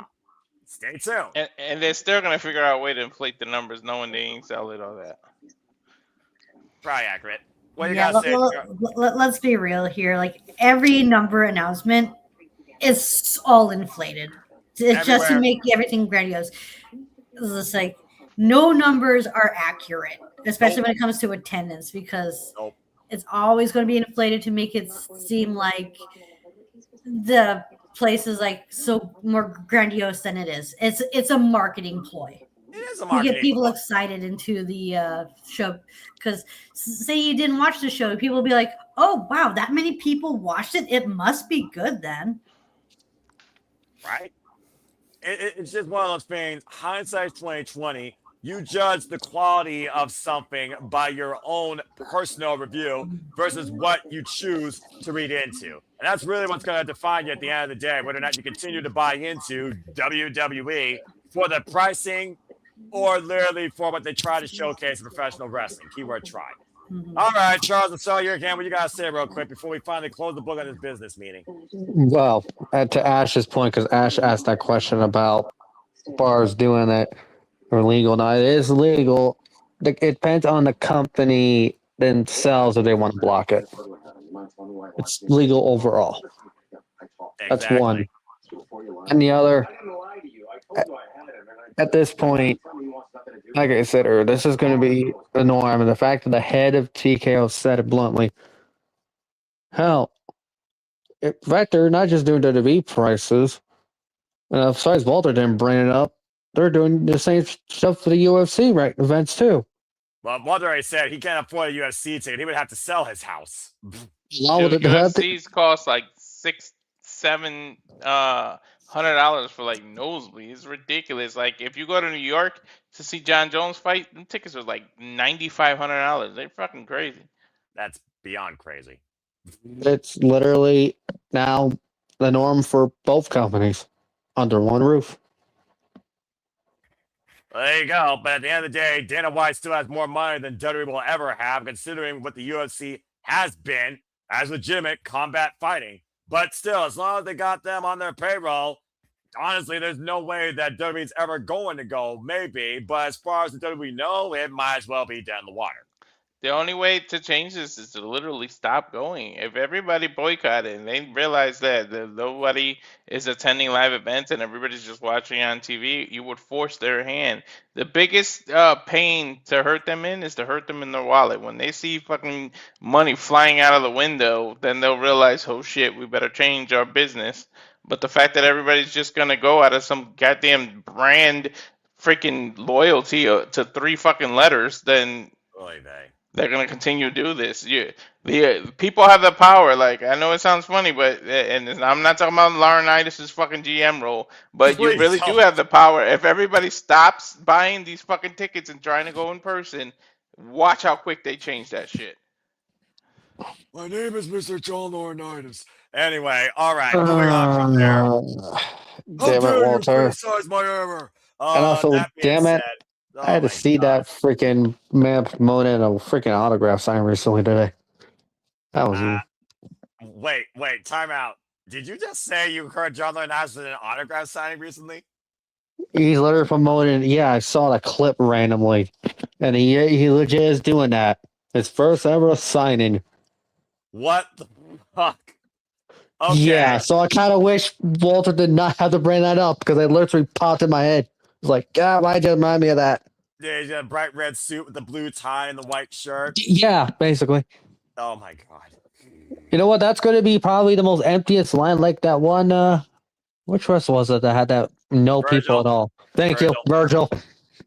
I couldn't think of the name. It's probably going to be that. Oh my god. Leave it Don't to be Walt- surprised. Don't be surprised if anyone sees it on their feed. Just saying. Well, leave it to Walter to bring up people power. That being said, there's definitely people power here that could be in play, but whether it's international or domestic, it has to be worldwide. And Walter, that shit ain't gonna happen. And while we don't look at hard cam sides, there's still people on the camera feed. Even if there was only 25,000 people in that weird stadium they set up at the Royal Rumble where the lights was more noticeable than the people. Nonetheless, people keep coming, they keep selling, they keep going, prices keep rising. Internationally, by the way. Simple as that. That being said, bottom line, do what's best for your own personal business, and that's living, not engaging in WWE wrestling if you can't afford it. Some things aren't actually worth the price, folks. And at this point, WWE is questionable on that merit. No matter how much you love Roman Reigns or Rhea Ripley, it takes more than just a showcase of your favorite person that you have a freaking fantasy about for 10 minutes on your screen, more so doing talking than wrestling. Anyway, we'll see what happens at WrestleMania. We're going to cover it one way or another. Bottom line, don't buy a WWE ticket, buy an AEW ticket. All right, okay, hold on. First off, time out here. This is an intervention. Superman's going to remind you, don't disenfranchise or don't friggin', you just talk about 3 letters and brand loyalty. There's so much more, first and foremost, to pro wrestling than the big 2. Hey, TNA at this point might as well be a farm for WWE. I don't even know if I call it a big. I'm just saying, if you want to see one of the big companies, I mean, the other 2, they have more family-friendly price. All right. Support your local indie. Thank you. Thank you. That's what I was going to say. Thank you. I like how Ash just took the word right out of my mouth. But not Literally, I every was gonna state say you live that. in has a local indie. Not everywhere you go. So True, but you can simply find an indie probably closer to you and see if you can engage with it. If you can, I mean, hell, AIW, Cleveland, Ohio, HOG, New York, Chicago, GCW, insert town here. Right? Support your nearest or local indie. Like, if there's no one in your town, go to the one nearest to you and support them. Who knows? You might see some new favorites. Inside Wrestling Revolution is where I found Shauna Reed and Camille at one time, and wrestlers like Jason Hodge and Trey Miguel. By the way, the promotion's owned by Rhino up in Michigan, of course. I've been there a couple of shows. Pretty fun. You can always expect someone going for a tour. How funny. supporting the indies is how JJ and Jeff got into this and met half the TNA roster before it was TNA. PWG. Accurate. You were saying, Charles. I was going to say it bluntly, but thank you reminded me. I'm still waiting for GCW to go to next city, go to Detroit here, because I'm going to go to one of those events and just to see how much craziness and also Matt Tremont live, and I'll be like, hey, James' favorite wrestler. GCW doesn't go to Detroit? As I'm aware of. I think sometimes, if you're lucky, they go to Michigan, Ohio, primarily Columbus. I do think they go to Detroit sometimes, but also Detroit, that's a whole different hot market of a mess right now between the casinos, but the updated downtown area. After that, Don't remind me. Don't remind me. I know I can't wait to see Bloodsport in person. I can't wait. Yeah, we'll meet up in Ohio and go from there. We'll see what happens. Anyway. Michigan weather. Yeah, about to say, business as usual for the Super Level Studios. Business right now in WWE, questionable. All right. Well, that being said, I think that about covers everything. Brodie King, Warner Bros. Discovery already dismissed it, folks. He was in Australia, all right? We're not getting political here. Support what you believe in, but also do it constructively and also be a better person. That's all I got to say about that. He wasn't the only one. Like, half the roster left early. Exactly. And people it's are like a 20-hour flight, people. You're literally in a different time zone, a different continent, and it's like a different day. You could literally relive the same day twice if you leave at a certain time from Australia. Look, I'll say this about ice. Ice is nice in your drink if you want something cold, but sometimes ice can hurt you if you're not careful. And that's all I'm going to say about that. I was going to say to Walter's point, we really live in that. We teleport to a damn video game world at that point. That sounds like a video game sequence. You know what? You're not wrong, and there's probably a reason why most people play Stardew Valley on a plane. Or to be like AJ Styles, just have his entire game system carried with him on the plane. It's also accurate. Nintendo Hey, Switch. He did. I was just gonna say the Switch is very, very. I literally bought my first Switch because I was on a Greyhound bus, 6-hour trip to Columbus, Ohio, and I literally did nothing but play Mario Kart during it. I was racing while riding. Hey, wait, so this is more monetization better than WWE business. Yeah, well, I know how to use my time and money right, unlike some people. Not judging, just saying. The results are in themselves. Did you know that there are over 26 million Americans in America, and 93% of them earn their wealth not from inheritance, but from building a budget? Now you know. Well, let's go on. Let's continue now before this goes on with the rails. Well, I mean, this is just a PSA about spend your money wisely and don't spend it on wrestling if it's not enough of a passion and the quality for you that justifies the price you're spending into. To quote my dad, don't be spending money on stupid shit. This is why AEW needs to come to Toronto and not Winnipeg. You stop that! Nick, you realize you're signing your warrant at that point, dude. You're in trouble. How many times has AEW gone to Toronto?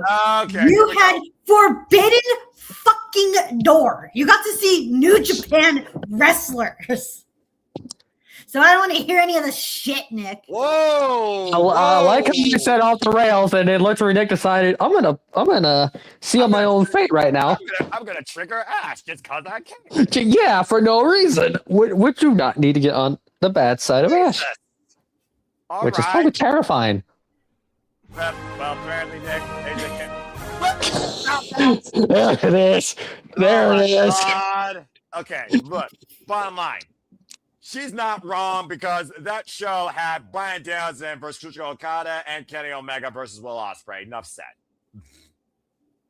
And that ridiculous four-way with Katsuyori Shibata, Orange Cassidy, Zack Sabre Jr., and Daniel Garcia for the TNA International Championship, and Hiroshi Tanahashi versus MJF. Not to mention, he had all out last year. But of course, WWE now owns the Scotiabank Arena, so that probably would never happen again. So, again, as Ash so eloquently said, before we dismiss this topic once and for all, Ash, please say that final, simple announcement of wisdom one more time regarding money. Don't be spending money on dumb shit. Simple as that. Walter looks like he's freaking moving back and forth listening to probably a Low Vice theme song or something. Well, I know that in other news, Low Vice is now one half of the AAA Mixed Tag Team Champions alongside Mr. Iguana. And we now know two people have qualified for both the men's and the women's Elimination Chamber. The women, of course, have Tiffany Stratton and Mommy Rhea Ripley. Ugh, she's already has the championship. Have we done there's a Dominic match versus Vikingo, and if Vikingo loses, he can never challenge for the AAA title again, ever. Do you remember what I said earlier about WWE owning everything? Mm-hmm. I think I proved my point, Your Honor. Look, I just want to keep seeing Mr. Guana show up every single time and just Lieska. Just to, I'm still agreeing with JJ. We still need that freaking multi-person puppet match. A puppet is not a competitor. Sex dolls are competitors if you go to the right company. No, you can't. You can't say anything. You can't say anything. That's a true fact. And also, we have the Invisible Man and Stan. That's fair. And the Invisible Man is taking on Sam in his final match. Which you lucky freaking I get Walter. to see it in person too. Walter, you and JJ are damn lucky for that. I'm let that be known. You're lucky. I share bear with the Invisible Man. share beer with the Invisible Man. What the fuck? Yeah, and you gotta watch that freaking Invisible Stan match, and Invisible Man versus Invisible Stan is still freaking great. You gotta watch that, Walter. God. It's free on YouTube. It's free on YouTube, to be fair, so you can literally find it right now. And with that being said, spend your money wisely and invest in more if you're a professional wrestling fan than WWE if you want your wrestling fix at a family-friendly pricing. Thank you. And that being said, before we conclude the shenanigans after this commercial break, while the shenanigans are about to go off the rails, we'll just go around the horn in what I usually actually introduce in an open mic night segment where everyone will get to say their thing. And what the heck is this guy doing in the chat? All right, we got this just come in. We have, I don't believe this, breaking news, folks. Breaking news. And the breaking news is Matt Tremont got injured at GCW.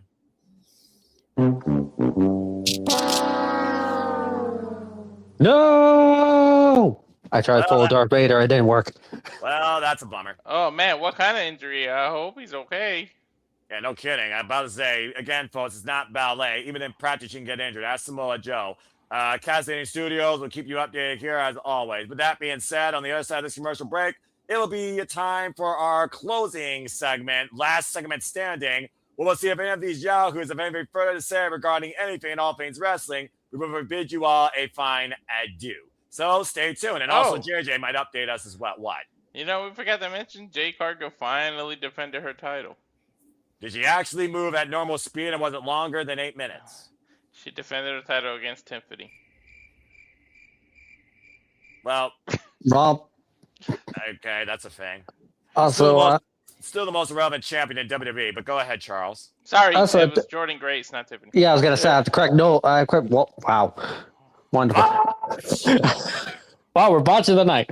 Love it. Oh my But I was gonna say at this point, I'm just gonna be honest here. I don't think Bianca's coming back at all at this point till after Mania. Bro, she must have snapped her finger in like 5 places. I think the surgery probably made they wanted to let it heal naturally, but it had to get surgery, so it's gotten worse than just yeah. Well, considering how many bones are in the human hand, I mean, I'm not surprised. Yeah. It's like, yeah. So at this point, I'm not expecting Bianca at all. So which means, well, what the hell does Jay do in Mania then? Well, you can't have WrestleMania without EST, but I guess you still can have it without the EST. So there you go. There you go. Put the strap back on Tiffany. Simple as that. She never should have lost it. Jade Cargill is irrelevant. In the chamber. Well, she's in the chamber, so hopefully they can course correct. But that being said, let's go ahead and get the fuck out of here after this commercial break. Stay tuned, folks. We will keep you in tune regarding all things wrestling and what's to come here at Slip Studios as well on the other side of this final commercial break. And now for a taste of things to come.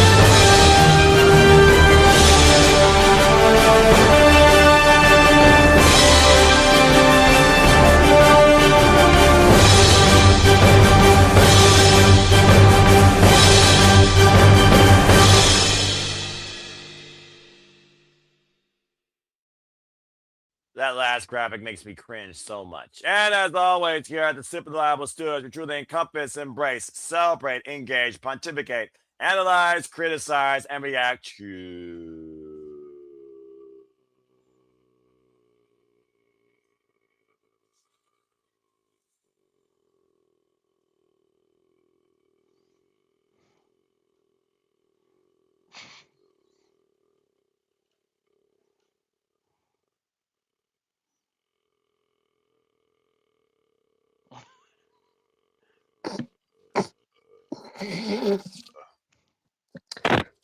Oh, the wrestling.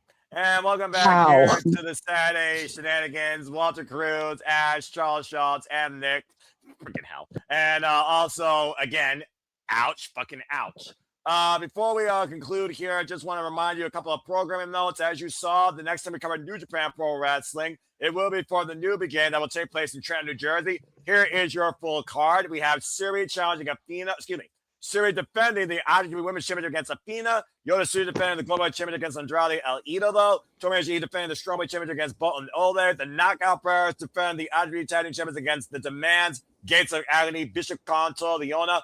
Buster and the Brain challenge El Desperado and Kushida. David Finley's final match in New Japan Pro Wrestling will be against Fred Rosser. And the Alpha Ganosi, the Cash Cow, will be taking on for the NWA World Television Championship El Phantasmo ELP, the Headbanger. So stay tuned for that, folks, along the watch along coverage here at the Simple Bible Studios.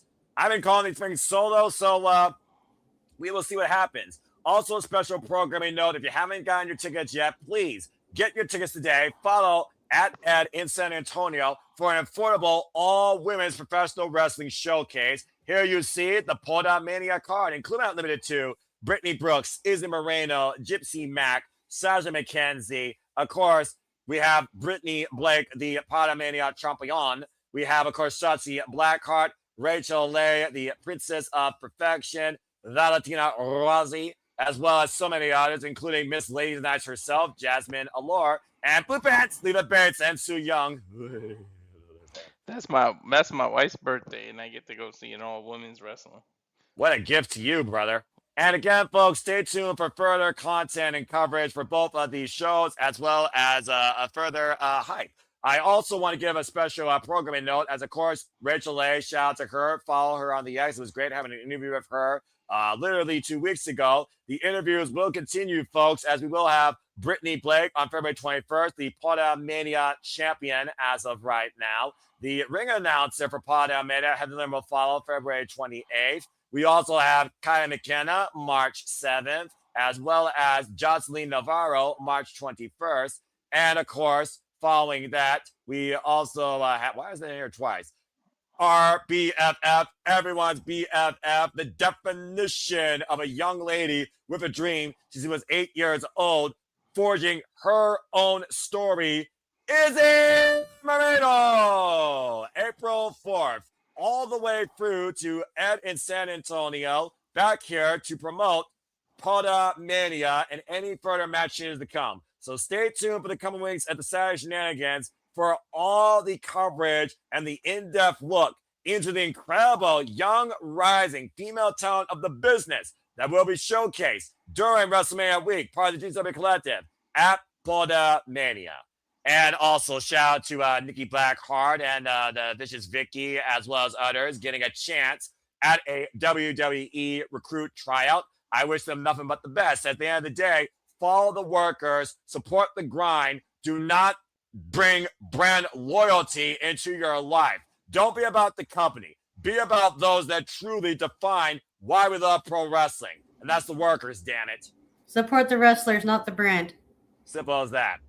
All right. Well, that being said, you've all drove me nuts, but this has been a great 2-hour conversation. I believe we've covered everything. So I think without further ado, I will simply say on behalf of Simple Bible Studios, thank you to all of you. I hope Jada had an incredible time at GCW. If he comes up with further updates, then I will put them up. If no one else has super chats, open mic night will be closed. Let's go around the horn so we can get the heck out of here before the 3-hour mark.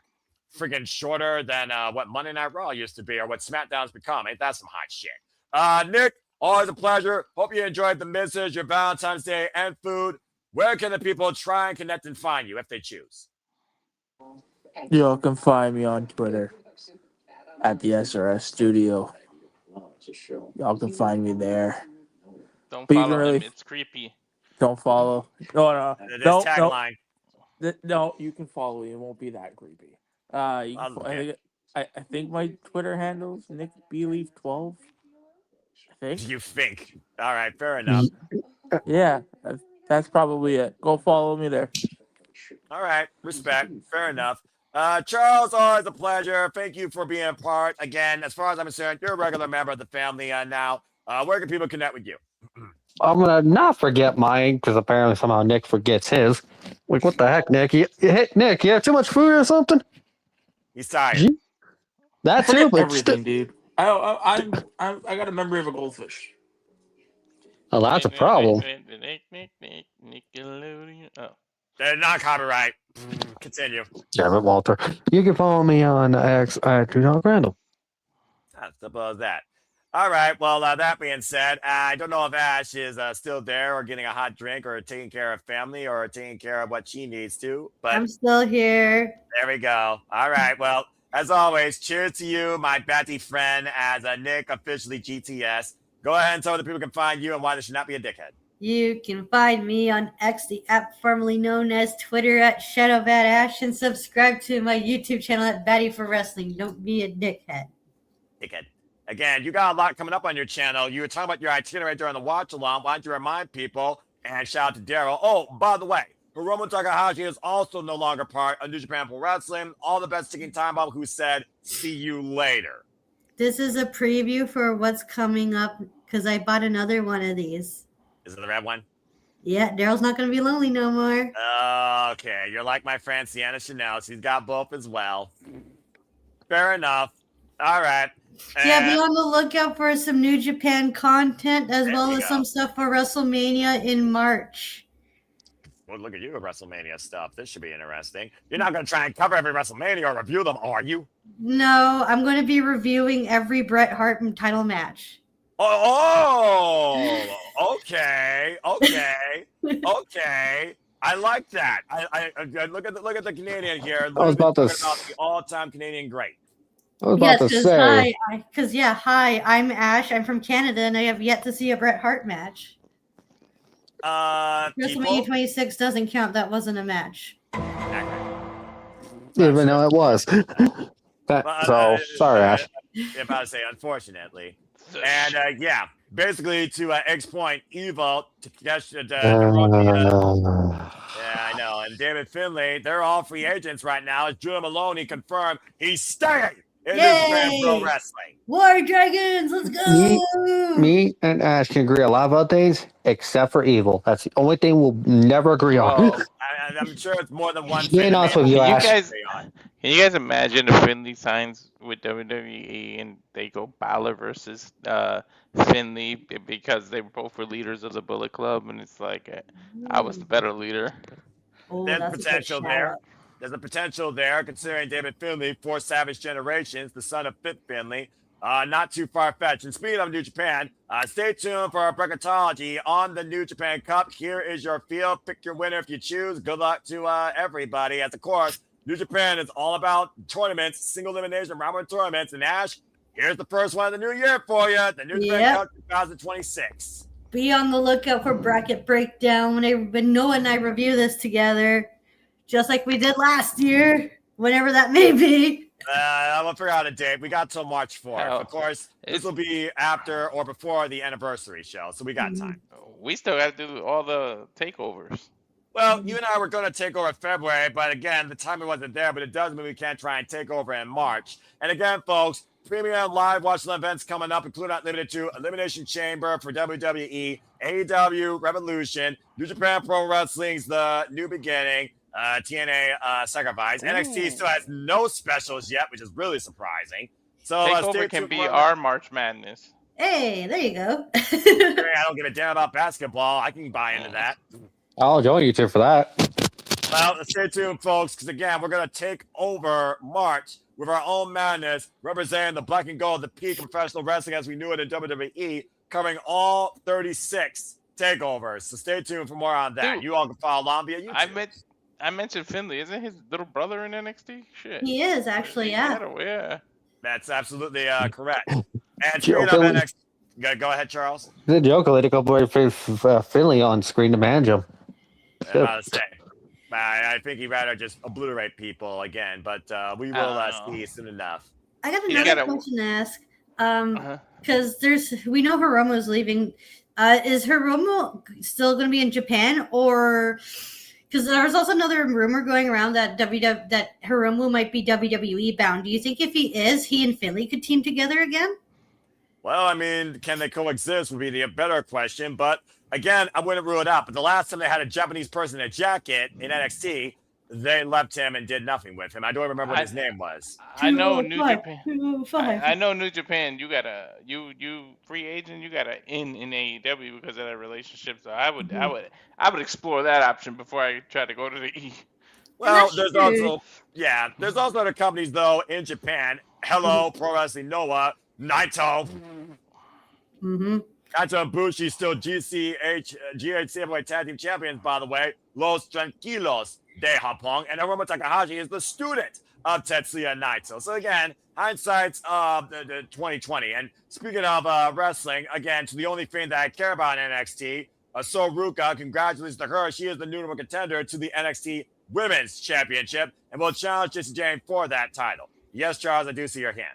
Which I just reminded myself, considering how the money you brought up the Chamber. The fact they're doing Becky and AJ Lee at the Chamber, which kind of surprises me.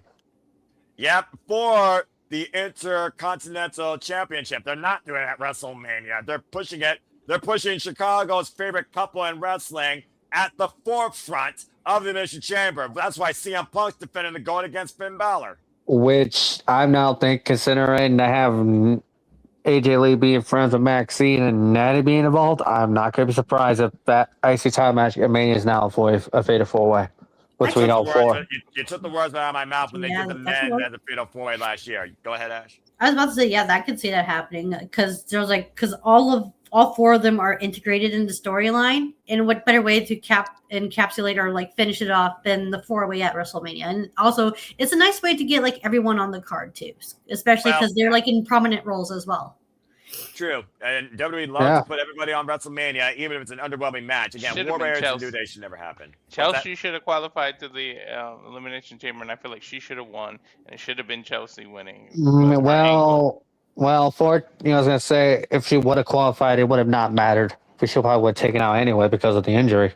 Unfortunately, she's legit injured, folks. So her losing the qualifier, I agree with Walter, but considering injury that happened during that match, is it's probably, sort of good that she lost. To quote my mom, she needs to get her title back. Yes, she does. Thank you, by the way. Chelsea needs the Chelsea title. I think she should be the women's champion by now. Yes.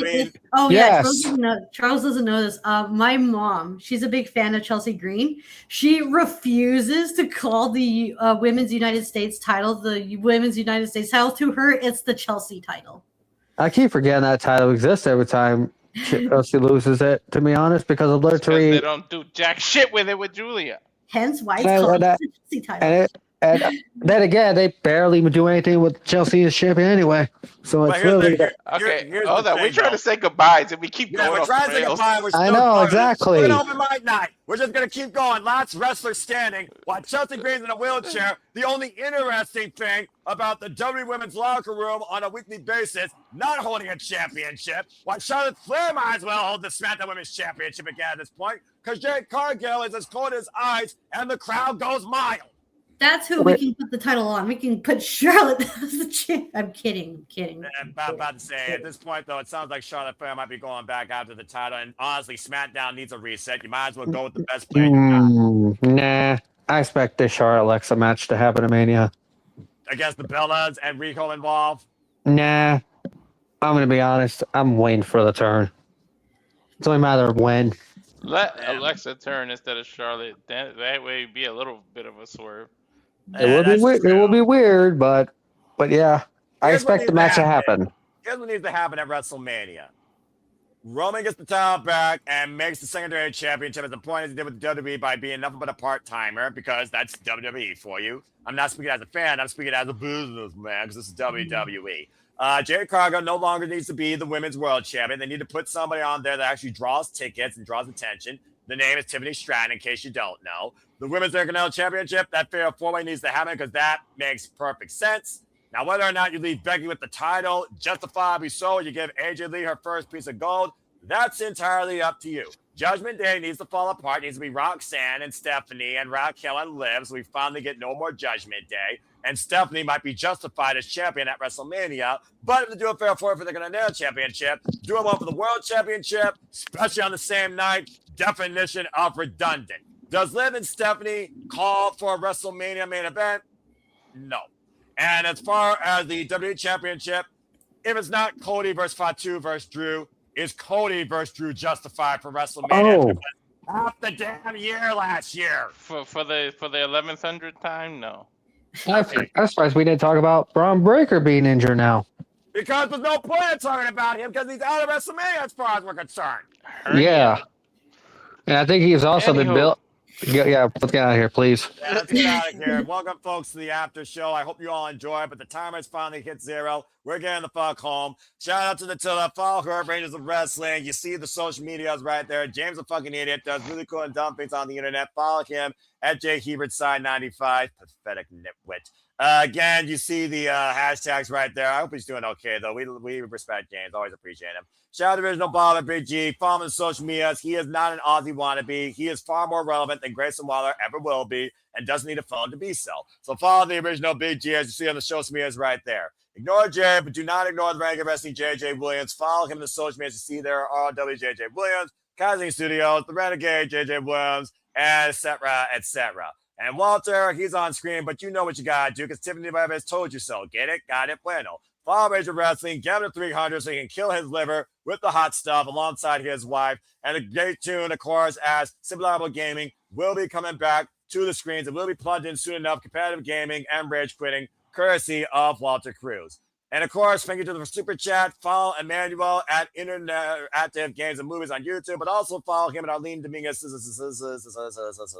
on the social medias, on the X, and on Instagram. As always, the MVPs of the Simple Labo Studios, and I thank them as always, even at the expense of my dignity. Still pissed off at them for that, as always. Jeff motherfucking Meacham is always on the call, the most magical place on earth, cast member on duty, but you can follow him as well, as of course his YouTube channel has been rebooted. So follow him if you can, the social medias as you see right there. Also a conjoining partner of the Greg Cherry brand and regular panelists on the No DQ review. So yeah, the No DQ. Aaron Riff, probably the only person you can trust with a report because he's not going to try and lie to you as he's just basically telling you what he sees. And if you wish to engage with me, I am the Simple Man of the Simple Brand, the voice of the forever all things professional wrestling, damn it. You want to be part of Edition Leagues? Find me at Fars Scene on the X and on YouTube, where I only wish to remind and encourage you on the winners, no losers, no betters, just fans love opinions with this passion we all share. At the end of the day, full support one another, respect each other, protect your mentality too, treasure your families, no matter how much they annoy you, and just enjoy life and enjoy professional wrestling too. It is truly as simple as that. Congratulations again to Lena Cross, who is now officially All Elite. I love this roster of big, powerful bitches in AEW. I mean this in a good way, but don't cross that bitch. That is accurate. But that being said, that's as simple as that. But that being said, that's pretty much everything that I have left to say regarding everything here of what the Simple Labo Studios does, who we are, and what we do. So I thank all of you for tuning in once again. Please subscribe, comment, and tell a friend. Hit the bells, video, live on demand on any of the channels here at the Simple Labo Studios. As always, hit the subscribe button. Keep growing the YouTube channels. I assure you, the content, the madness, the creativity, the passion, the absolute hilarity of Walter's puns, and the badness of Ash will not let up anytime soon. For Walter, for Nick, for JJ, for Arcanine, for Ash, for Charles, and for I am the Simple Man, giving you a simple, wicked sleek goodbye. Until next time, make a positive impact in life, and have a good night. And thank you for tuning in once again to another rousing edition of the Saturday Shenanigans. Have a good night, folks, and we'll see you next time here at the Simply Reliable Studios. Take care. Chin up, tits out, and tango. Oh, good God almighty. You and You still need